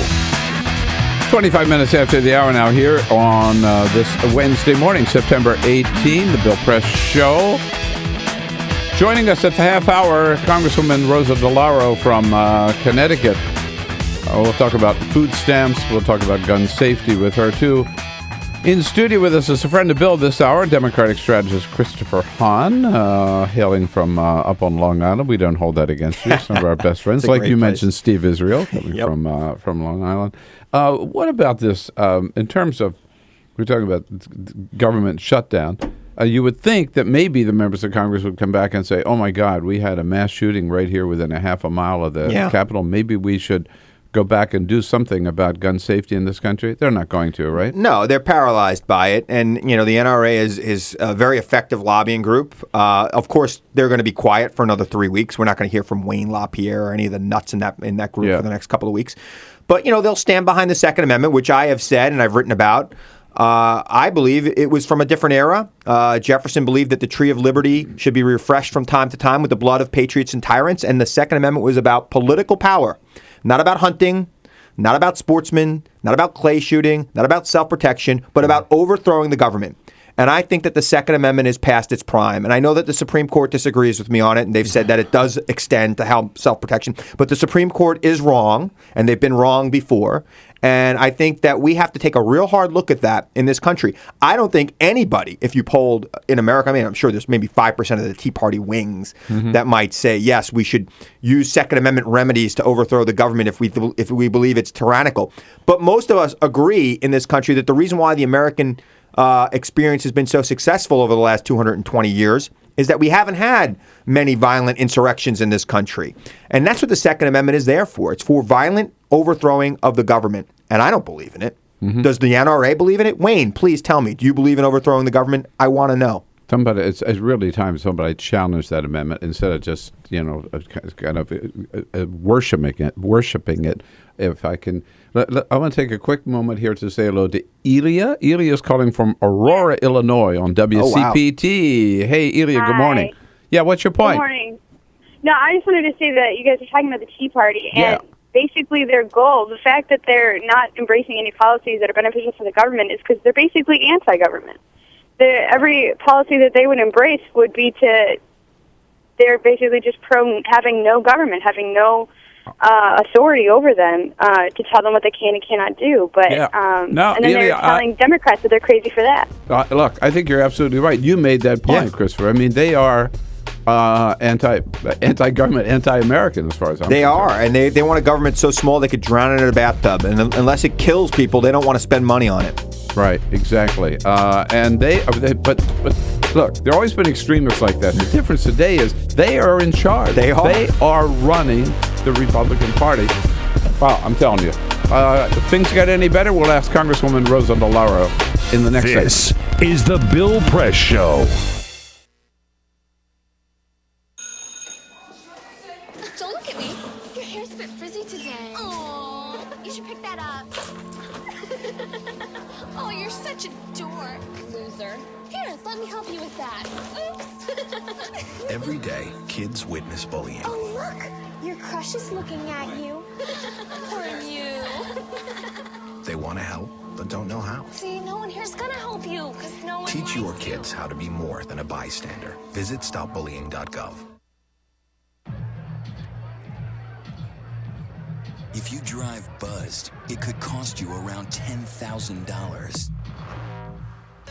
You'll face major legal fees, major fines, and steep insurance penalties. You could lose everything.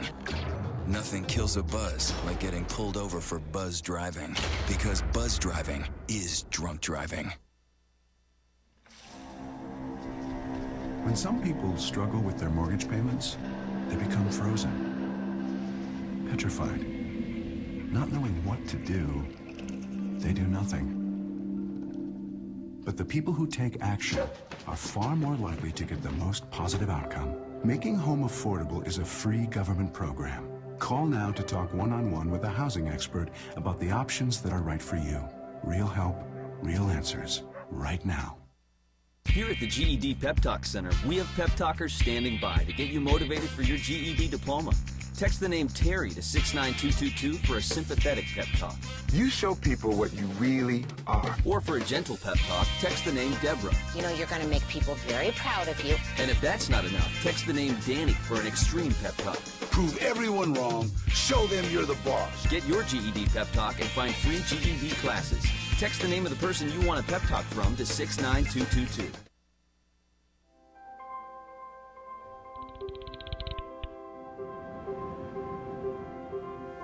Did you see the world differently?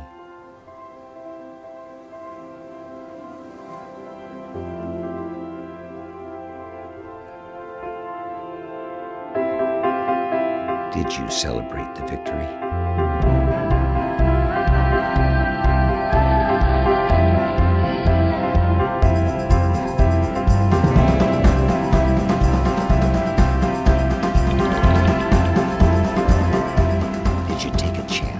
So today, I state clearly and with conviction America's commitment to seek the peace and security of a world without nuclear weapons. Did you stand up against our greatest threat?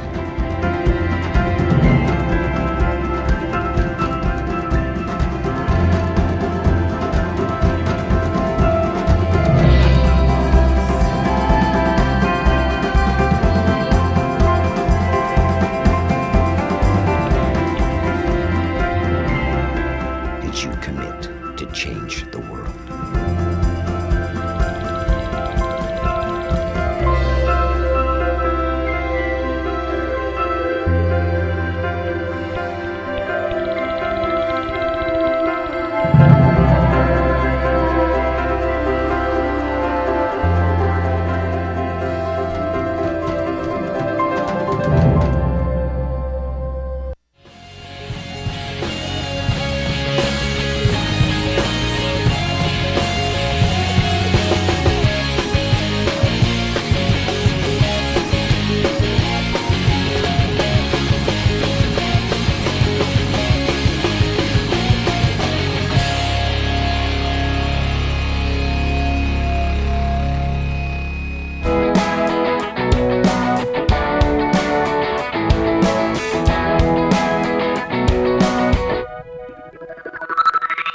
Like politics? Then like The Bill Press Show on Facebook.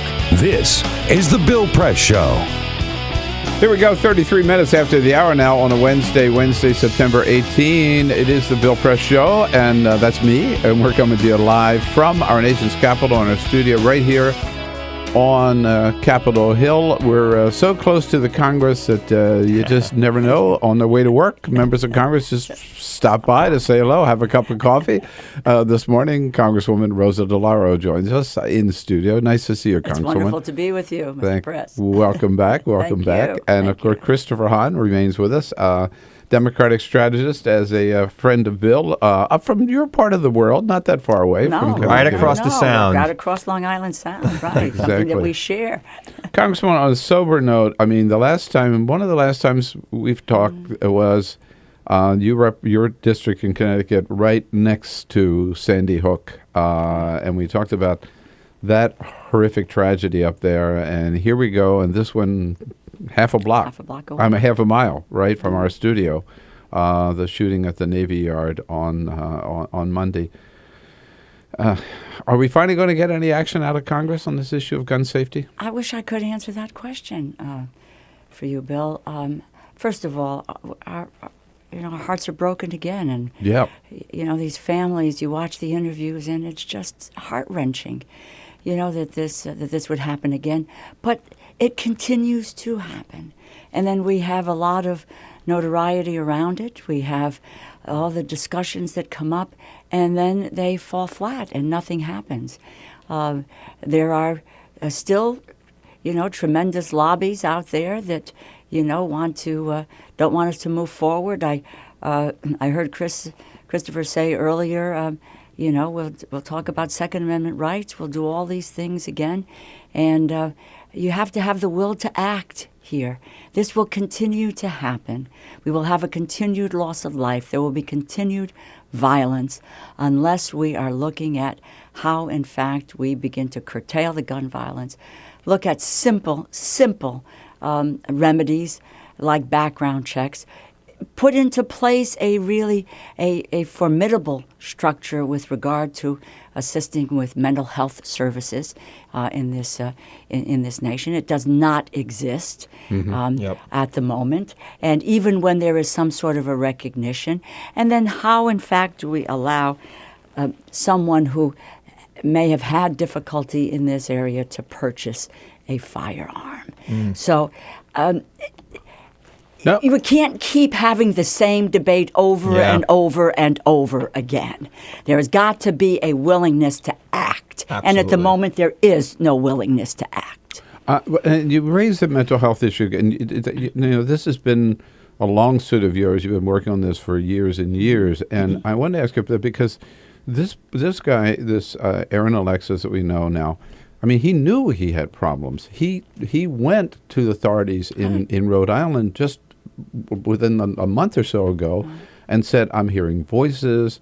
I think these people are trailing me, and they're using a microwave device to send vibrations into my body. And this guy has, and he checked himself in a VA hospital to get some treatment for that. And yet he retains a security clearance, access to a military base, and as you point out, he's able to walk into a gun shop and legally buy this gun. An article I what just should read we this be morning, doing? I think, he had a gun with him all of the time. It's amazing. He had a gun with him all of the time.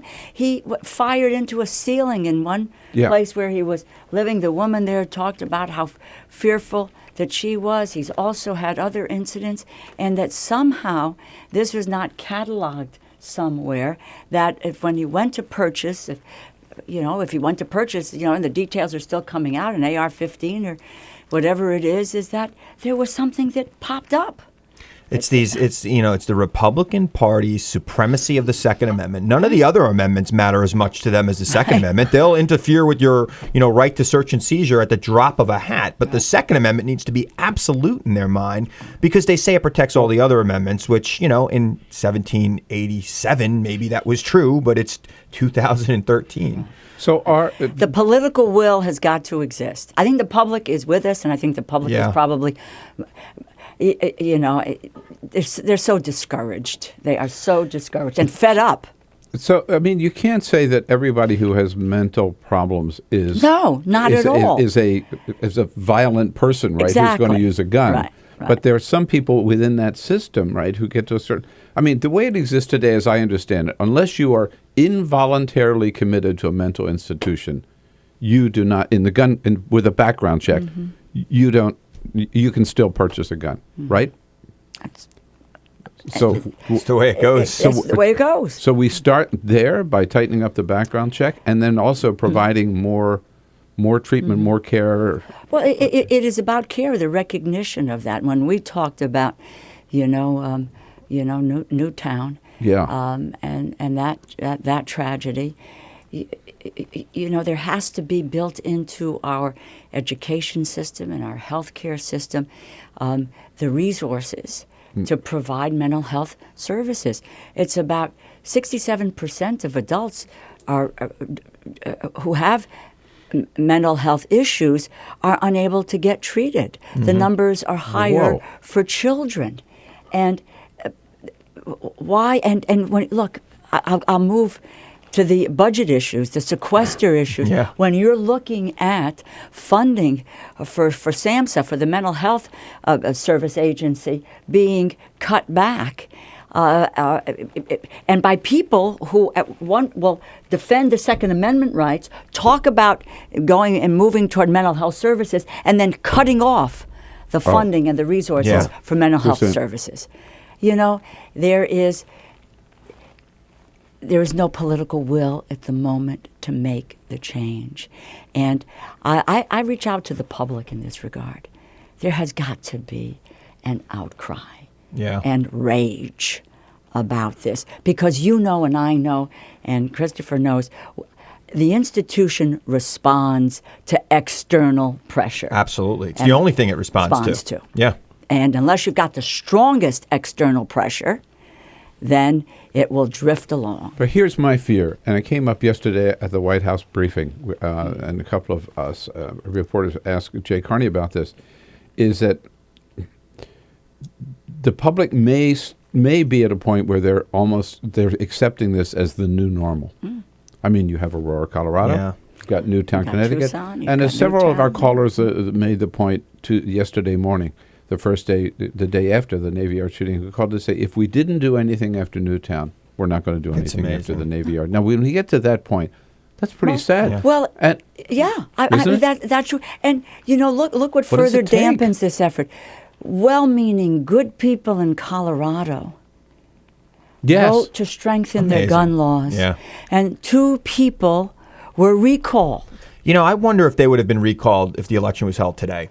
Where, I know it happened in Colorado, it happened in Connecticut, but here it is, it happened on Monday, and now we're going to have, a recall election. If the recall election had been this Tuesday, I don't know that these people would have lost their seats. I also think that these recall elections are dubious when it comes to gauging the actual will of the people because it's organized. Yeah, the far right is very, very motivated on this issue, and unfortunately for us, but there was another factor there, at least I was told, that they were not able to vote by mail in the recall. And in Colorado, some huge percentage of people vote by mail. Mm-hmm. Yeah. Mm-hmm. And so this really limited the turnout. The turnout. Well, but I just think it is, again, but so if it happened Monday and the election were Tuesday, it would have been different. But that's because it's just we trigger a reaction, and in the days in the aftermath, everybody is the hype is on. We talk about this, we move in that direction, and then nothing happens. You pointed out, Congresswoman, the public that should, and people do respond here, right? It should, and I hopefully still do, to what the public is demanding. Okay, so 80% of Americans oppose a military strike against Syria. So we put that off and we don't have that. Well, 90% of Americans support background checks. But on that issue, oh no, they could care less, right? Right. It's just, and it's stunning. It really is. So I have an idea. All right. So if we're not going to do anything about gun safety, let's do something really worthwhile, Congresswoman.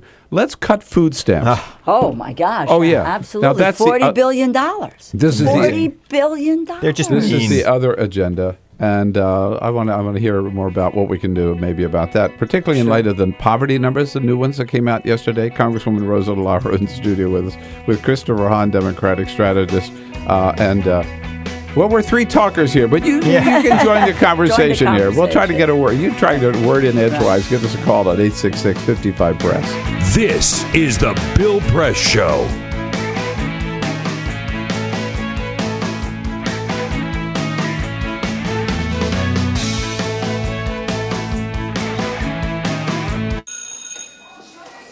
Don't look at me. Your hair's a bit frizzy today. Oh, you should pick that up. Oh, you're such a dork, loser. Here, let me help you with that. Oops. Every day, kids witness bullying. Oh, look. Your crush is looking at you. Poor you. They want to help, but don't know how. See, no one here's gonna help you, because no one Teach your kids how to be more than a bystander. Visit stopbullying.gov. If you drive buzzed, it could cost you around $10,000. You'll face major legal fees, major fines, and steep insurance penalties. You could lose everything. Nothing kills a buzz like getting pulled over for buzz driving, because buzz driving is drunk driving.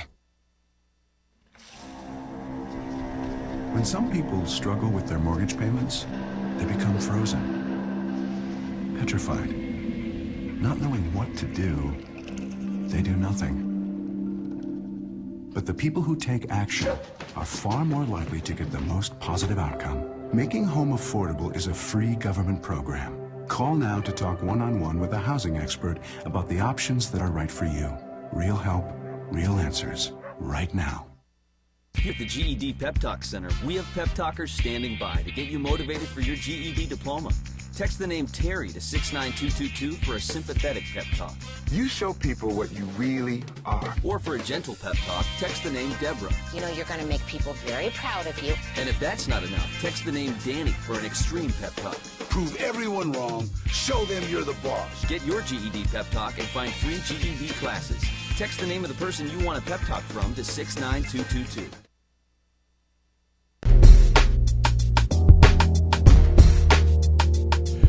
All right, friends, a little program reminder here. Don't forget, in our third hour, will no longer be carried on Free Speech TV, so you can still watch, however, online. Go to youtube.com/TawkrTV, TAWKRTV. We're going to give you all the latest numbers on poverty that came out yesterday here in the United States. And Sabrina Siddiqui from Huffington Post will be joining us to talk about a possible government shutdown. Stay tuned.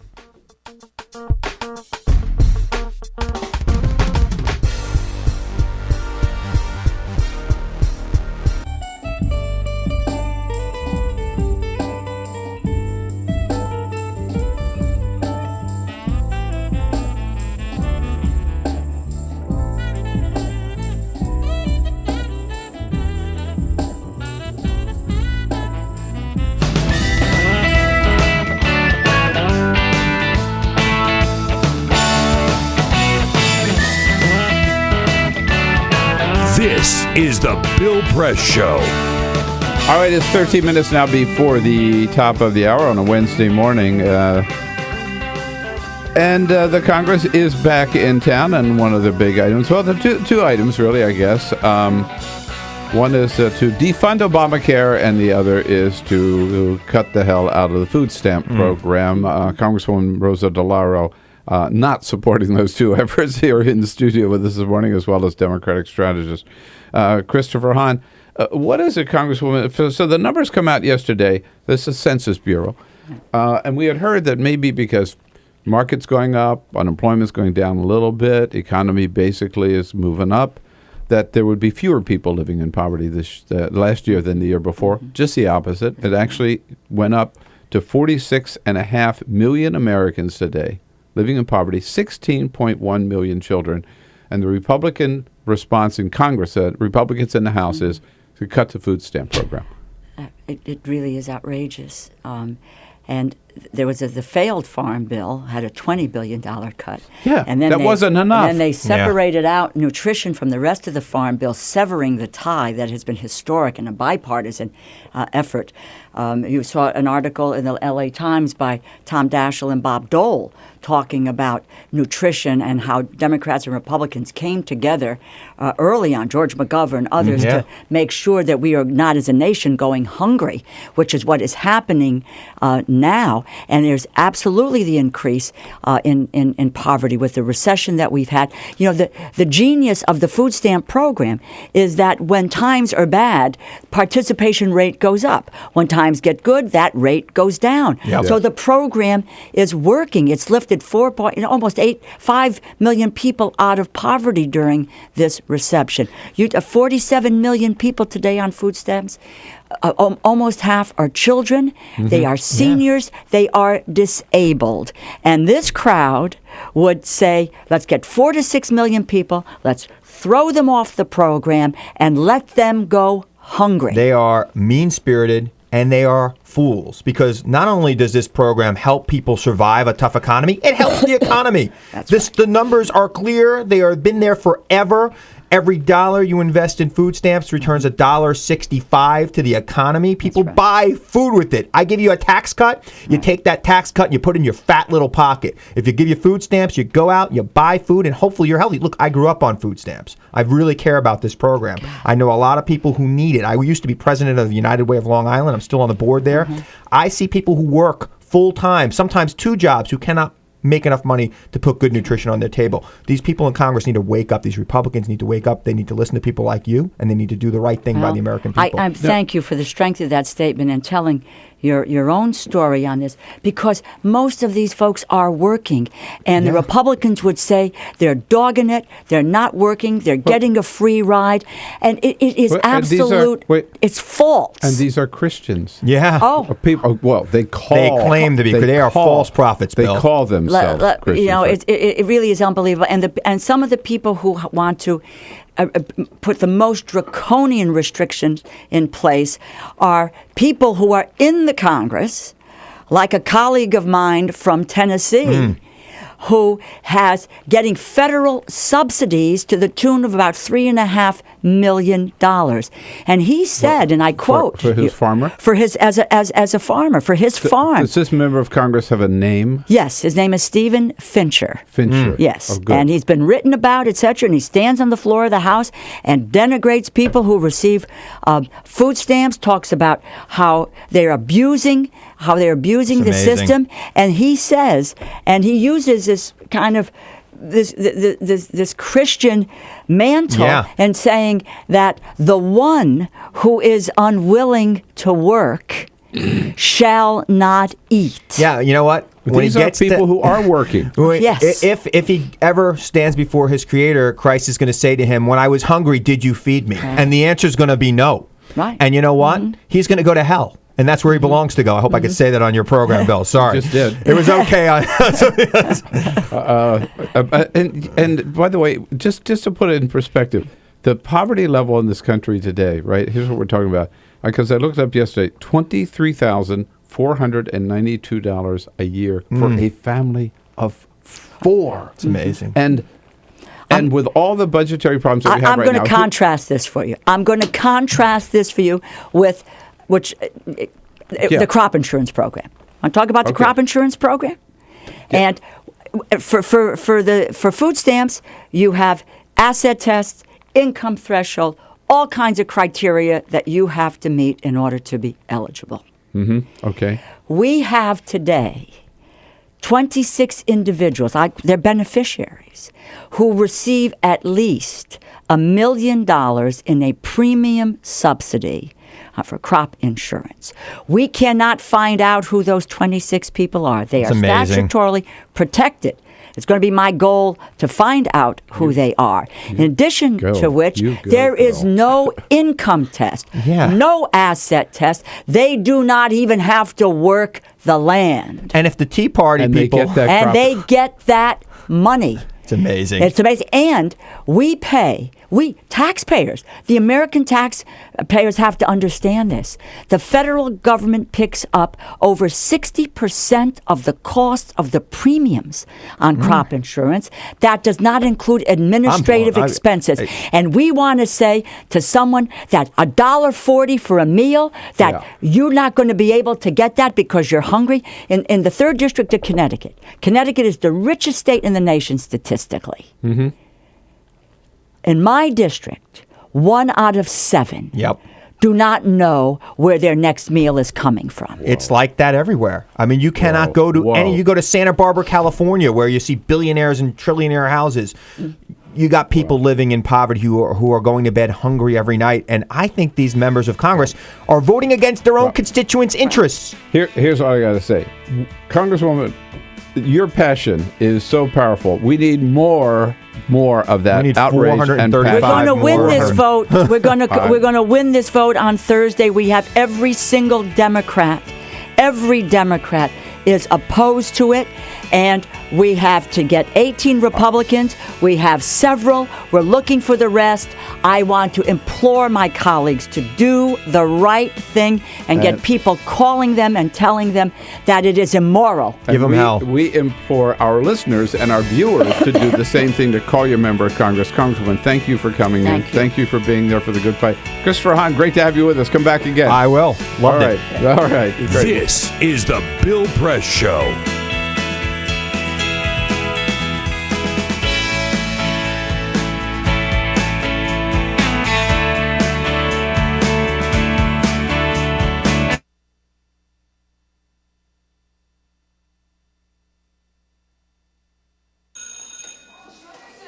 Don't look at me. Your hair's a bit frizzy today. Oh, you should pick that up. Oh, you're such a dork, loser. Here, let me help you with that. Oops. Every day, kids witness bullying. Oh, look. Your crush is looking at you. Poor you. They want to help, but don't know how. See, no one here's gonna help you, because no one Teach likes your you. kids how to be more than a bystander. Visit stopbullying.gov. If you drive buzzed, it could cost you around $10,000. You'll face major legal fees, major fines, and steep insurance penalties. You could lose everything. Nothing kills a buzz like getting pulled over for buzz driving, because buzz driving is drunk driving. When some people struggle with their mortgage payments, they become frozen, petrified. Not knowing what to do, they do nothing. But the people who take action are far more likely to get the most positive outcome. Making home affordable is a free government program. Call now to talk one-on-one with a housing expert about the options that are right for you. Real help, real answers, right now. Here at the GED Pep Talk Center, we have pep talkers standing by to get you motivated for your GED diploma. Text the name Terry to 69222 for a sympathetic pep talk. You show people what you really are. Or for a gentle pep talk, text the name Deborah. You know you're going to make people very proud of you. And if that's not enough, text the name Danny for an extreme pep talk. Prove everyone wrong. Show them you're the boss. Get your GED pep talk and find free GED classes. Text the name of the person you want a pep talk from to 69222.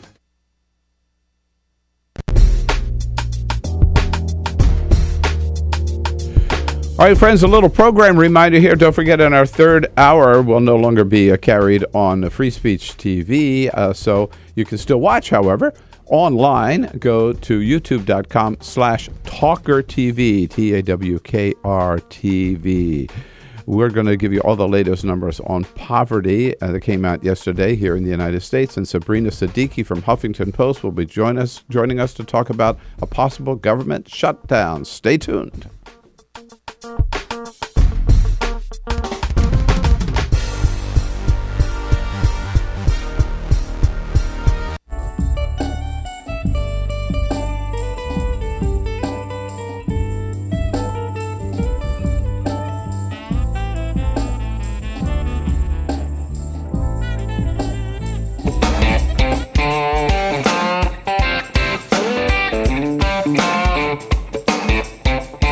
This is the Bill Press Show. Hey, we'll talk more about those poverty numbers and the food stamps at the top of the next hour. And then Sabrina Siddiqui from Huffington Post will join us as well. I'll talk about the government shutdown. President Obama today, after getting the daily briefing, has had a big speech this morning to members of the Business Roundtable over at the Business Roundtable headquarters near the White House. He and the Vice President will meet with Treasury Secretary Jack Lew this afternoon, and then they will be meeting with Secretary of State John Kerry. Our briefing this morning is at 11:15. One more hour coming up. This is the Bill Press Show.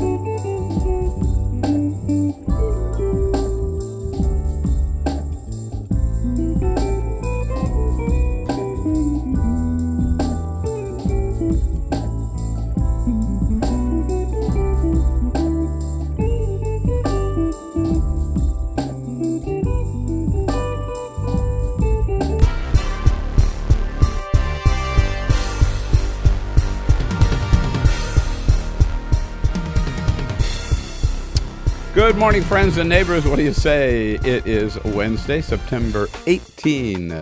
Good to see you today. Welcome to the Bill Press Show. We've got a lot going on this morning and a lot you're going to want to talk about. Don't forget, you can always join the conversation. This is your morning town hall. Get it off your chest early this morning by giving us a call at 866-55-PRESS.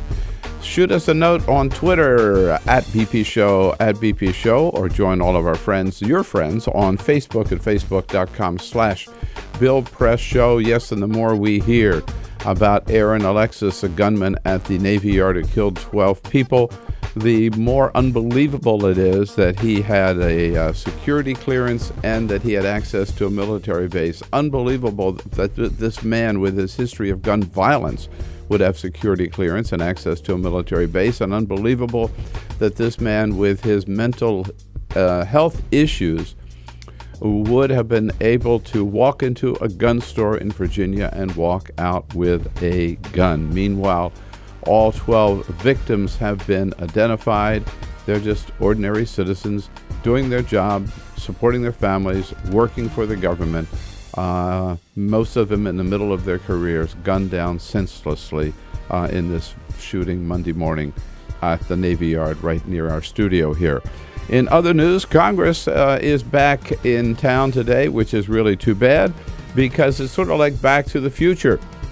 Republicans in the House who have already voted to repeal Obamacare 44 times will vote again this week to defund Obamacare, or else they say they are going to shut down the government. Even though Obamacare has already been the law of the land for 3 years, we are being controlled by a bunch of idiots right here on the Bill Press Show. This is the Bill Press Show.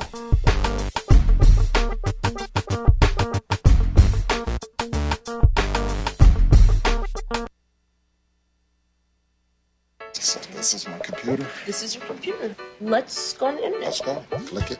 Yes. Okay. I cursor in between the R and the E. Pressing down, I want you to just push the period. She's gonna love me all over again. That's it. Jamaica, here you come. Here we go. Good job. Thank you. Thank you. And I did it by myself. Feel smarter. So, I'm kind of new here, but I've noticed a trend. My human does this funny thing where she goes around and gets all my toys, and then she hides them in that basket by the door. You know, but it's always the same basket, and it's always in the same place. And then she acts so surprised when I find them, but, you know, she's putting them in the same basket. Again. It's like, hello? That's where you put it last time. You were the worst at hide and go seek.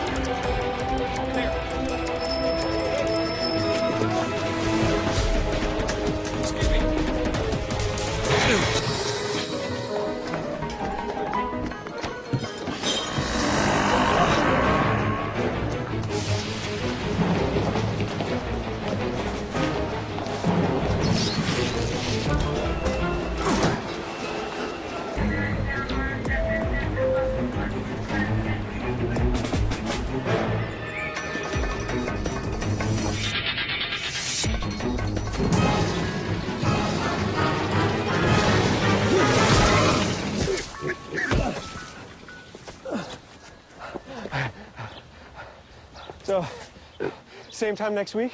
Well, of course. Put away a few bucks, feel like $1 million. For free tips to help you save, go to Feed the Pig.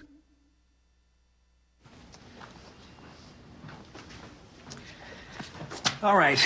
I know this isn't any fun to talk about, but we should. Okay. So who's going to do what? I'll pack the dead batteries. Great.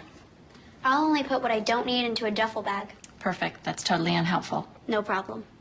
Meanwhile, I will try to comfort everyone by speaking in a calm voice. And I'll try to get the generator going without any gas. Oh, let's not forget the cell phones, which probably won't work. Right. And who is going to handle supplies? I can forget to do a list for us. Thanks, pal. Well, I think we couldn't be any less prepared. I'm proud of you guys. Talk to your kids about who to call, where to meet, what to pack.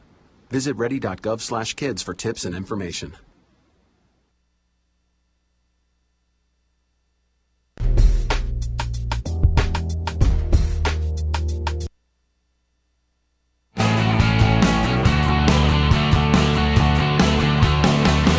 Broadcasting around the nation, on your radio, on your TV, and online. This is The Bill Press Show. Good morning. Fired up and ready to go here on a Wednesday morning. It is The Bill Press Show. Great to see you today.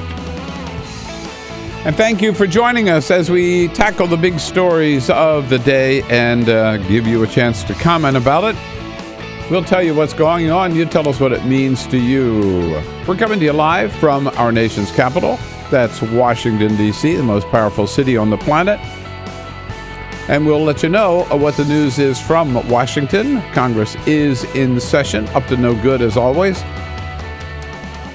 The news around the rest of the country and around the rest of the globe we'll also bring to you, and you tell us, again, what you think about it by giving us a call at 866-55-PRESS.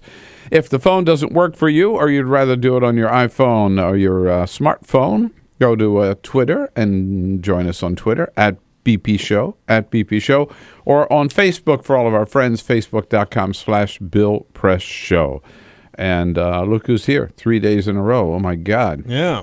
New world record here. Peter Rockburn and Dan Henning. Hello, guys. Hey. Good morning. Here we go. Alicia Cruz. She's got the phones covered. And Cyprian Bolding keeps us looking good, our videographer looking good on the video screen. Video screen meaning, in addition to listening to us on your local progressive talk radio station, you could also catch us on TV at Free Speech TV. If you've got a satellite dish, it's either on the Dish Network or Direct TV. And if you want to watch us online to see exactly what our guests look like, what we look like, or whatever, go to youtube.com/TawkrTV, TawkrTV. One thing I just want to point out, because we are, as you mentioned, at youtube.com/Talker, TawkrTV. We have all the archives there from previous shows. We have segments from guests that we've done that we thought were very good and that you would like to see again.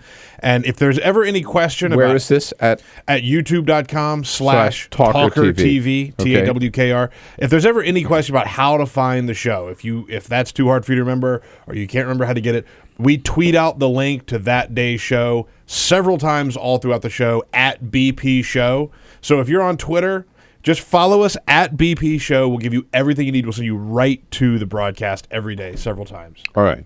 So there's no excuse. No excuse. For not being with us any possible way that you can. Also, no excuse up in New Jersey now in terms of that horrific fire wiped out 4 blocks of the boardwalk in Seaside Park, New Jersey. The prosecutor for that area, Joe Coronado, yesterday announced that any idea that this was arson, they've determined it was not. It was a unanimous determination by all the entire team that this was an electrical problem and that it was not suspicious. Electrical problem, and that electrical problem dates back to some wiring that had been corroded by Hurricane Sandy. This wire could have failed on its own, but certainly this wire was affected by sanding, meaning that water and sand, as a result of the storm, this wire came in contact with water and sand as a result of Sandy. So the poor people up there, they thought they were over Sandy. Finally think you're moving on. Had rebuilt and were moving on, and Sandy came back and said, hey, I'm still here, and they're They're going to have to rebuild again, which they have pledged to do. Sabrina Siddiqui is going to join us from Huffington Post a little bit later to tell us what we can expect from Congress this week.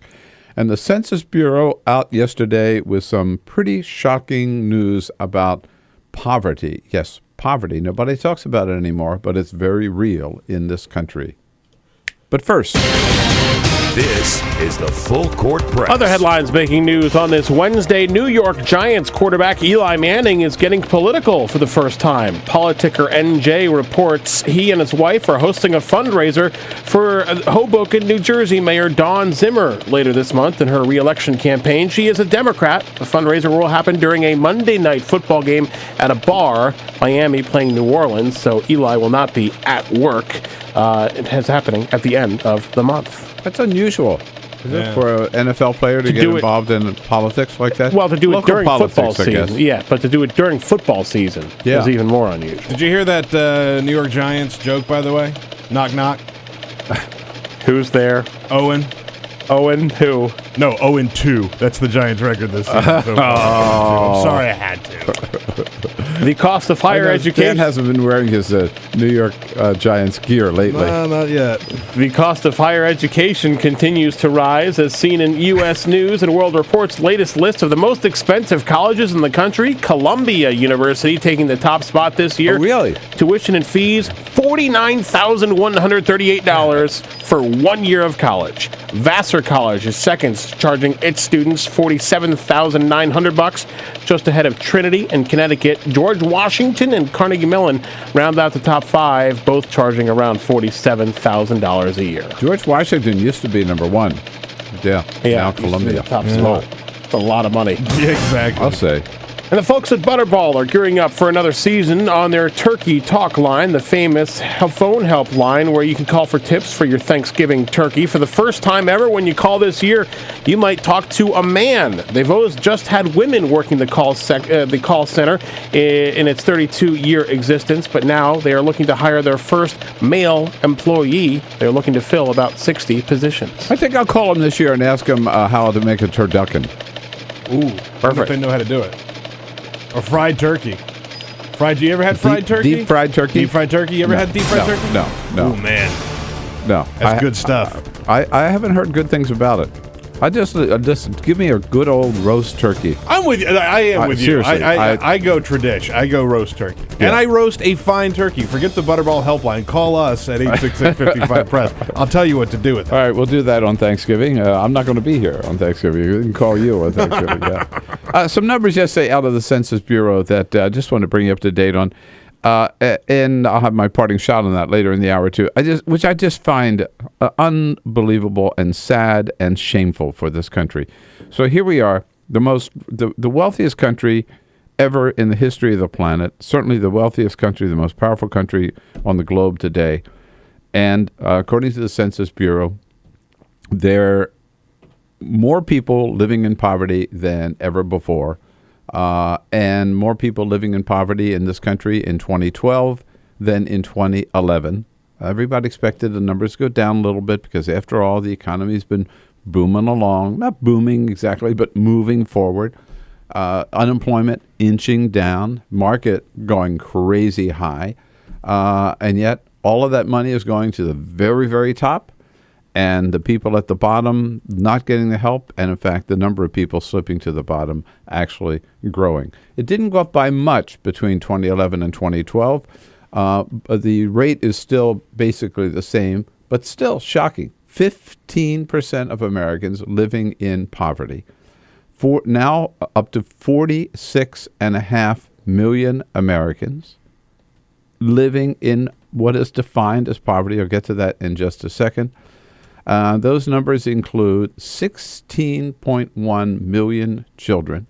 I mean, that's 16.1 million kids who are going hungry every night, who don't have the basic essentials. 3.9 million seniors among those numbers. And what are we talking about? We're talking poverty as the Census Bureau defines it, which I think is like too low. I think you could have a lot more money than this and still be living in poverty. But it is officially defined as $23,492 a year for a family of 4. And that's everything. That is shelter, that is clothing, that is food, that is medicine, that is gas money, transportation, bus money, or whatever. Everything. I mean, let's not talk about medical care because that's not included. Let's not talk about vacation time. That's certainly not included. Or movies or meals out. Just the very, very basic essentials. Imagine trying to make it on $23,492, $2,000 a month for a family of 4. Now, that's one area, right? Poverty. So you would think, well, okay, the very, very poor haven't done so well, but the middle class has certainly done a little bit better, right? No, that's not true either. The median income basically hasn't changed. In fact, the Census Bureau, get this, Census Bureau reported. So for the median income today, right, your median income family is made less in 2012 than they would have in 1989.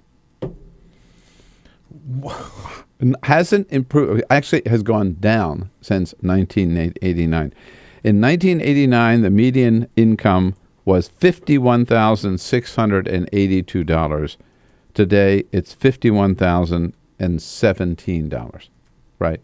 So again, despite all this progress, and despite the fact that we have more millionaires and billionaires than ever before, and that the wealthiest of the Americans, the wealthiest top 2%, are just doing phenomenally well, and they're the ones who've gotten the tax break for the last 10 years because of George W. Bush, and all of that money going to the top, there ain't none of it trickling down. None of it trickling down. While the wealthiest have done every year up and up and up and up, the median income is actually going down every year, and the number of people in poverty growing every year. And we just don't, we don't do anything about this. I mean, there's no serious effort to do something about the problem of income inequality in this country. There's no serious effort to do anything about maybe providing more relief and more opportunities to people in the middle class, or to alleviate and help people get out of poverty. In fact, the only thing we see in Congress today, we talked about it with Congresswoman Rosa DeLauro. I hope you caught that last hour. She was on fire. Is the Republicans want to cut food stamps, which a lot of these people in poverty depend on. They want to cut $40 billion out of the food stamp program, and then they want to defund Obamacare. And by the way, the only bright light out of the Census Bureau numbers is that thanks to Obamacare, the only thing that's going up, if you will, is there are more Americans now who are covered by health insurance than ever before, because those restrictions like pre-existing condition and everything are gone, because they have access to health care and because they can afford it, and the premiums are there. That's the good news, but Republicans even want to cut that opportunity. They want to totally defund Obamacare and replace it with nothing, and they want to gut the food stamp program, which means these poor people who depend on that to be able to feed their families are going to have less money for food stamps every year. I mean, it's so cruel. They're just mean-spirited people. And these numbers, I think, are really shocking. They ought to wake us up. But you know what? Nobody's talking about poverty. That's exactly what I was going to say. Who's talking about it? Who do you hear talking about poverty? Yeah. Paul Wellstone did. God love him. God rest his soul. Bobby Kennedy did. Who else? In terms of elected leaders, you don't hear it. Yeah. You don't hear it. If it weren't for this report, which comes out once a year, you would not know there's a poverty problem in this country, right? Because Congress isn't dealing with it. Politicians aren't talking about it. They just rather ignore it. But it is real, and we should be talking about it, and we should be ashamed of it, and we ought to be demanding that they do something about it. Your take, 866-55-PRESS. Let's us talk about it right here on the Bill Press Show. Go mobile with Bill Press. Download podcasts at BillPressShow.com and listen anytime, anywhere. This is the Bill Press Show.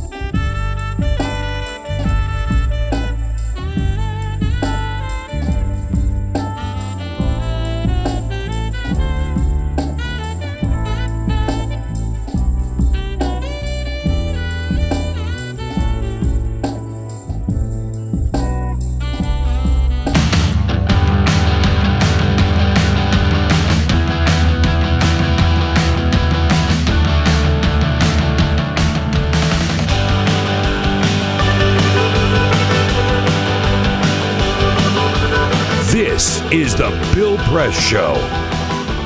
All right, 24 minutes after the hour, $400 million in Powerball tonight. By the way, I'll save you a lot of money, right? Don't bother buying any tickets. I bought my tickets yesterday, so it's done. It's done. So I'm just waiting to find out how much money I win. I just have to wait. And that's if you're here tomorrow. Oh, Cyprian's got his tickets. He's showing off, by the way. He wasted his money, you know. What can if you're not here in the morning, you know, we know that you've won. That's how we always know. Oh, that's right. The drawing's tonight, huh? Okay. All right. I'll check it out.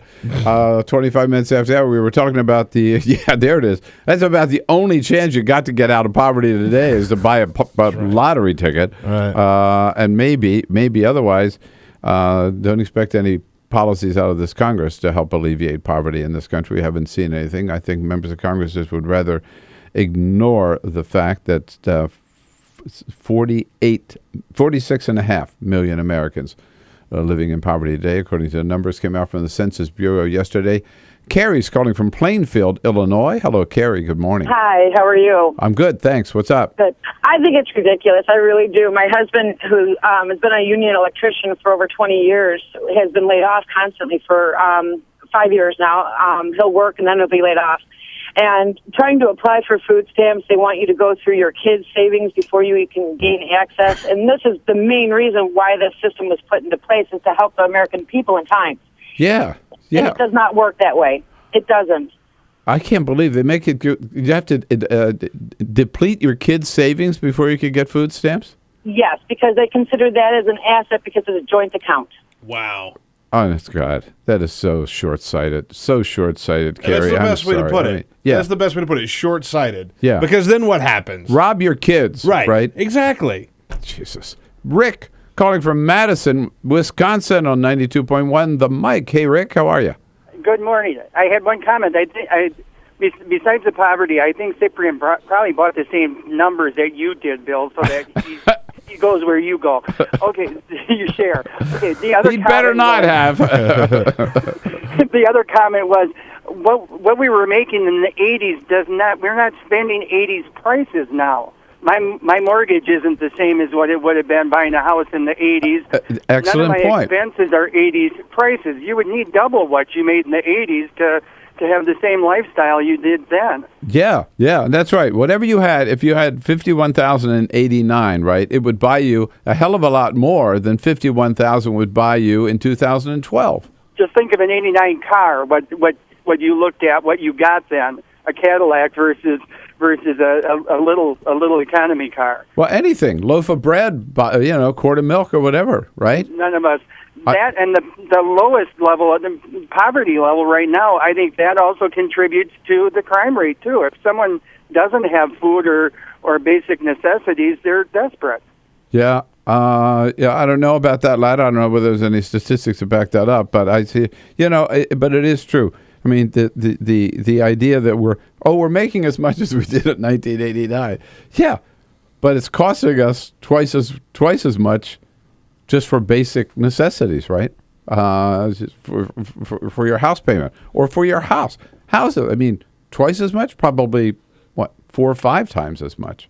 Yeah. This year. Yeah. It just doesn't work. At any rate, I would just like to see some attention to that. Maybe the president ought to call some national conference here in Washington, D.C., some program just to talk about poverty, exactly what's going on in this country and what we can do about it.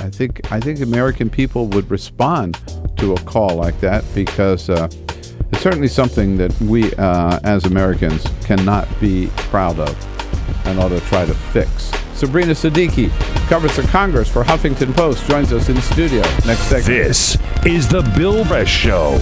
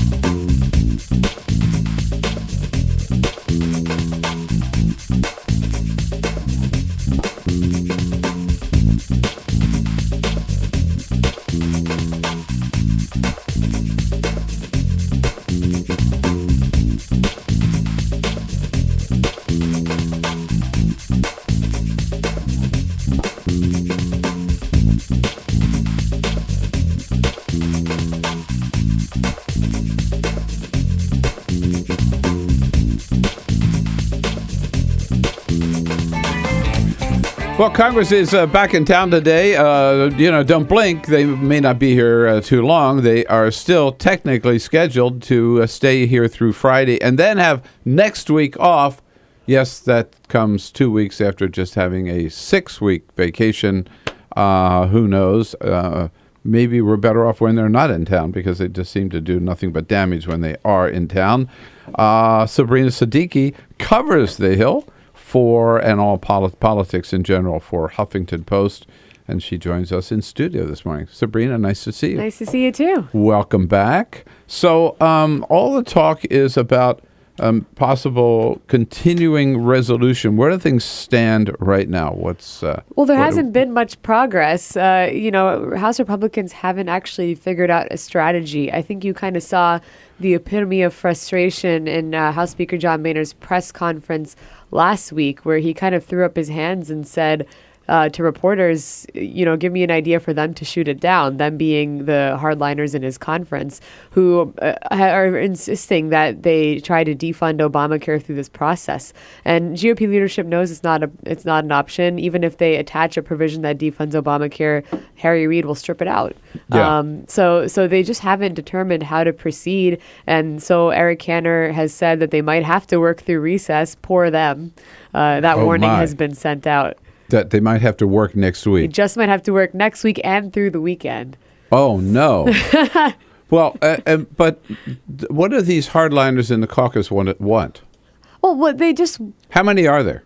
Oh, there's over 60. That's the problem. At least 60 of them sent a letter to John Boehner asking him to defund Obamacare through the CR. And so I think what happened is they've done that in the past, but because this movement picked up some traction in the Senate with Ted Cruz and their sort of Tea Party caucus. Now House Republicans feel they have a better shot. Got it. But the reality is they don't. Well, so I want to ask a dumb question, right? Maybe all of my questions are dumb, but so 3 years ago we had this huge debate. It lasted, 6 months or a year over Obamacare. All right, it was watered down, and Obama gave much too much away, in my humble opinion. But then it finally was passed, and he signed it. I was there. I was there in the East Room when he signed it into law, and that's 3 years ago, right? So they had their shot to stop Obamacare, and they lost. So what are they? They're still fighting the same battle. They had their shot to stop it even more recently in the presidential election, and they lost that too. At the end of the day, they tried to make Obamacare a centerpiece of the 2012 race, both at the presidential level and at congressional levels, and it just wasn't a winning issue this time around for Republicans. The reality was that people have accepted it. Is it widely popular? No. Have people yet been able to understand what's in the law? No. Certainly one could argue the White House has still not done an adequate job explaining, what's in the law to the American people. A lot of polling indicates that. But the reality is, in terms of actually stopping the law, unless there's a change in administration in 2016, and even then, the reality is, and Republicans know this too, it'd be much more expensive to repeal the law at this point. I don't think that there's any putting a stop to, and especially to tie it to these mandatory deadlines, is just reckless, and is seen as reckless by a lot of Republicans too in Congress. So are they willing to and likely to shut the government down over this? People are thinking that it's a more realistic threat, but I just don't think that leadership in either the House or the Senate wants to see a government shutdown. And I think that quietly they will meet with their members and figure out a pathway forward. What I imagine is John Boehner distracting his conference with some kind of shiny object. He sort of finds a gimmick that he attaches to all of this must-pass legislation. He hasn't yet figured out what that gimmick will be. I think they've seen through a few of his options, but he'll find something, I believe, that he can present as a concession from the White House, even though it's not. Well, it's interesting you say that. A couple of reasons. One is that the last gimmick he came up with was, okay, let's just, here we go again, kick the can down the road, and we'll do like a temporary little continuing resolution. Isn't that what they call it? CR? Yep. Continuing resolution to keep us going through maybe middle of October, right, or something. Mm-hmm. And this time, these 70 or 60, whatever, House Republicans, the extremists, said, no way. We're not going to go for that, right? Well, yeah, that was one problem, and then the other. But I think first he was trying to also look at a sort of a 2-month CR while he buys himself more time. Right. And then the other problem that he faced, other than of course at this point his conference just wanting, realizing or I think recognizing what he's doing, the debt ceiling is also going to be hit sooner than leadership expected. So they were hoping to buy 2 months just to the debt ceiling where they could use those negotiations. Now that's actually going to be hit in mid-October instead of what was initially, I think, looking like December. So now he's in a tougher spot where he can't buy himself time because there is none. And, the president had a speech on the economy the other day, much more so, sort of pointing fingers at Republicans and just making his case that he's not going to blink. He's serious that he won't negotiate the debt ceiling or the CR. And so, I think Boehner knows that. He knows he can't get any major concessions out of the White House. Well, and the second sort of related part of that is Jonathan Weissman in the New York Times reported yesterday that Boehner and Mitch McConnell have kind of run out of gimmicks. They've run out of shiny objects because they've been doing this. This is the way they've been governing for the last 3 years, and they don't have any left. And the caucus has had enough of them, these hardliners again, and they're just not going to buy it anymore. So we could be at a place where we're going to see a shutdown. We might, and that's the thing. The last shiny object they really had for the debt ceiling temporary suspension at the end of January was this no budget, no pay rider that they attached to it, where if the Senate Democrats didn't pass a budget by whatever it was, April, then they would suspend congressional pay. Now, that was sort of the gimmick that Boehner used to distract his conference after a retreat they took shortly after the election, where there was a lot of lowering of expectations given the president was coming off his reelection.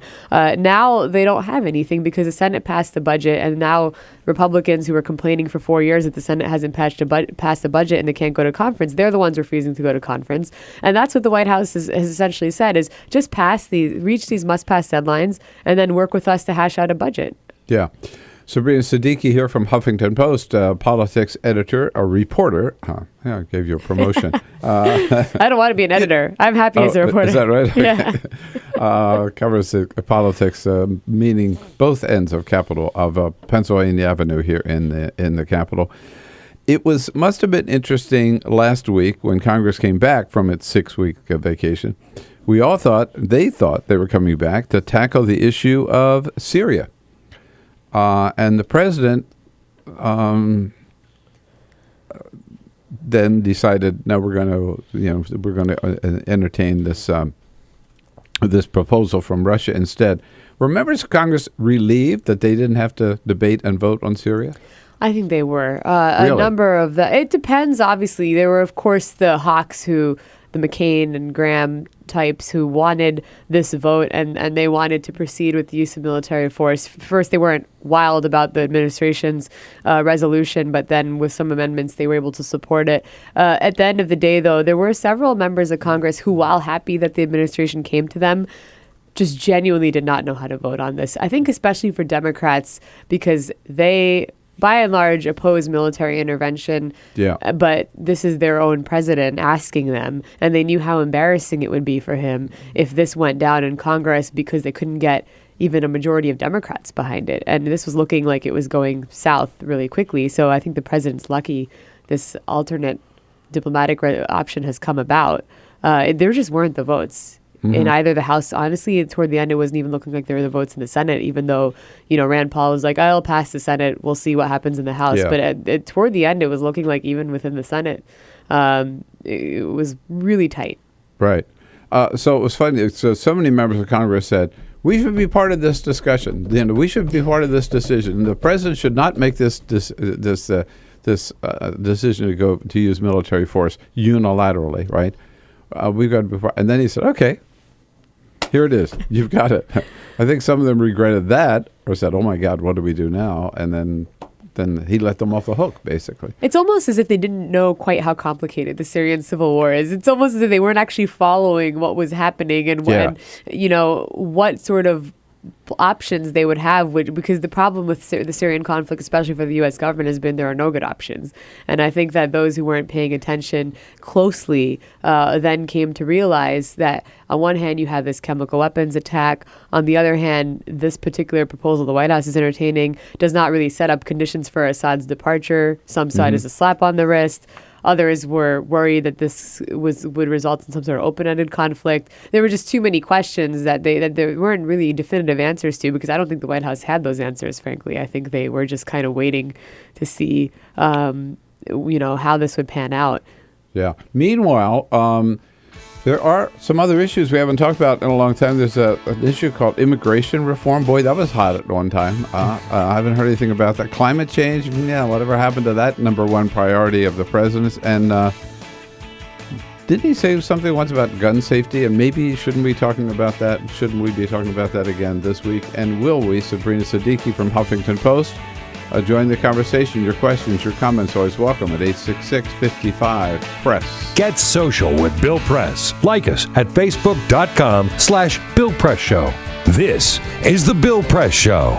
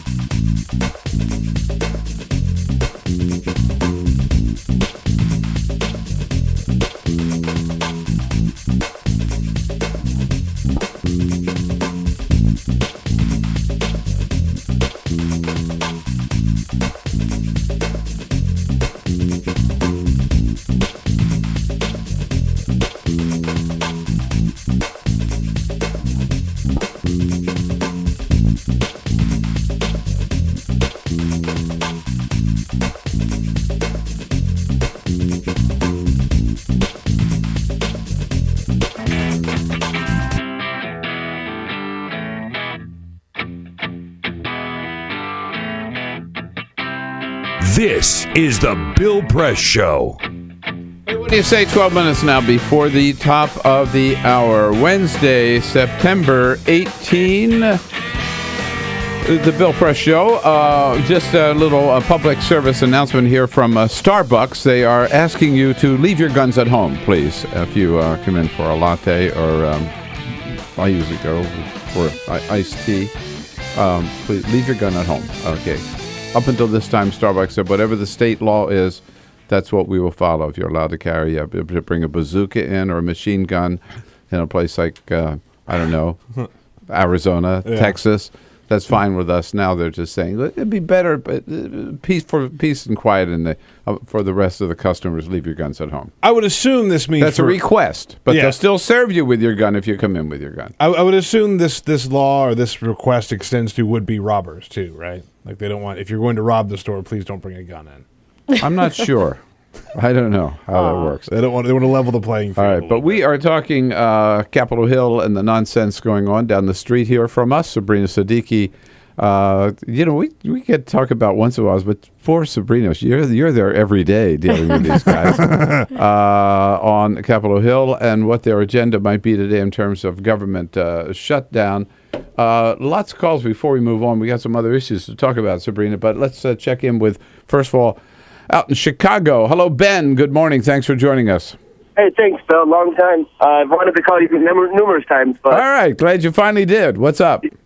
Well, it seems like the whole GOP seems like it's more of a suicide party. They're going to keep giving money to the rich and taking away everything from the poor, and yet they're insistent that everybody still remain armed. Doesn't that seem sort of suicidal?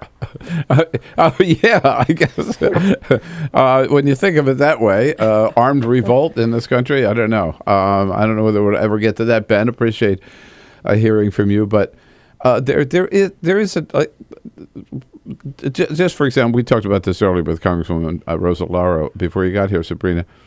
So the numbers come out yesterday that a record number of Americans living in poverty, right? 46.5 million Americans living in poverty. So what do the Republicans want to do this week? Cut food stamps by $40 billion. Yep. Let's have more people living in poverty, and the people in poverty get less help. Why does this make sense? It doesn't, but they've genuinely bought into this idea of government dependency, which has always been somewhat of a conservative thought. But I think more and more members, especially with the President Obama, I think a lot of it just has to do with that resistance to Obama and these labels he gets, like the food stamp president, the welfare president, and they think he's just handing out checks in the mail, when in reality, actually, a lot of these programs have already been cut under Obama. So, a lot of it just is, I think, the optics of it. I think you're absolutely right. This is going to be 8 years. There are 8 years during which a lot of members of Congress, not all, but a lot of members of Congress have made every single decision based on, is this going to help Obama or not, right? Doesn't matter what it is. That's their criteria.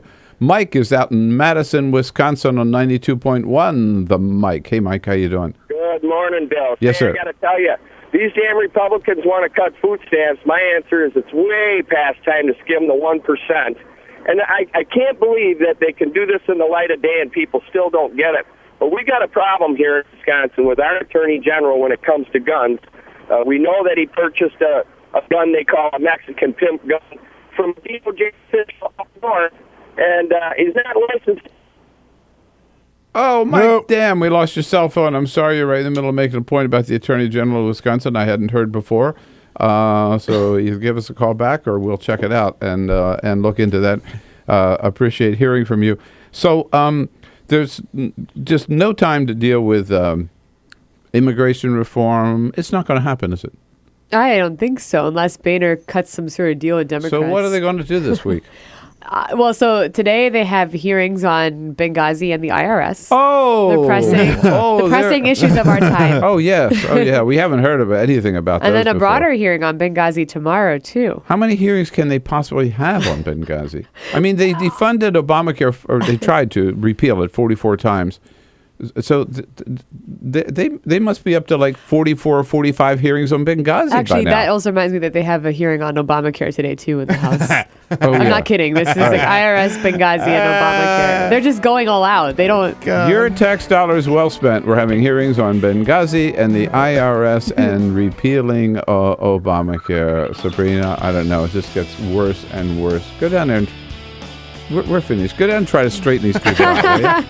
Thanks for coming in. Thanks for having me. Sabrina Siddiqui, Huffington, HuffingtonPost.com. I'll be back with today's parting shot. This is the Bill Press Show.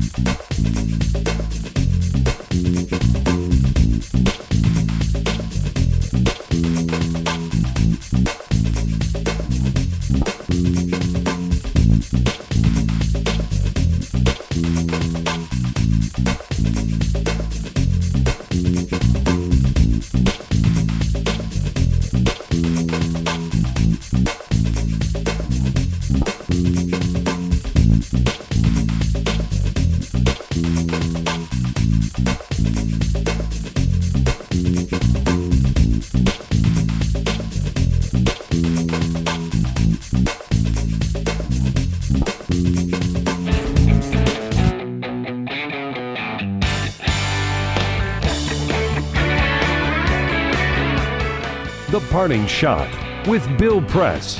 This is the Bill Press Show. Well, believe it or not, latest numbers from the Census Bureau, we talked about at the top of the hour, released yesterday, show 15% of Americans still live in poverty. 46.5 million Americans in 2012, and that number includes 16.1 million children living in poverty in the richest country in the earth in 2013, and 3.9 million seniors. Poverty defined as $23,492 a year for a family of four. Yeah, try living on that. And the middle class is doing a lot better, though, right? Wrong. The median household income actually decreased in 2012 from 2011. And what do Republicans want to do about it? Sabrina just told us they want to make things worse by cutting food stamps, continuing to cut government spending, so more people will lose their jobs and less help will be available for those who really need it. Welcome to America, where it's more true today than ever before, where the rich get richer and the poor get poorer and poorer and poorer. Hey, go out and have a great day, folks. Come back here. We'll tackle the news again tomorrow morning, right here. This is the Bill Press Show.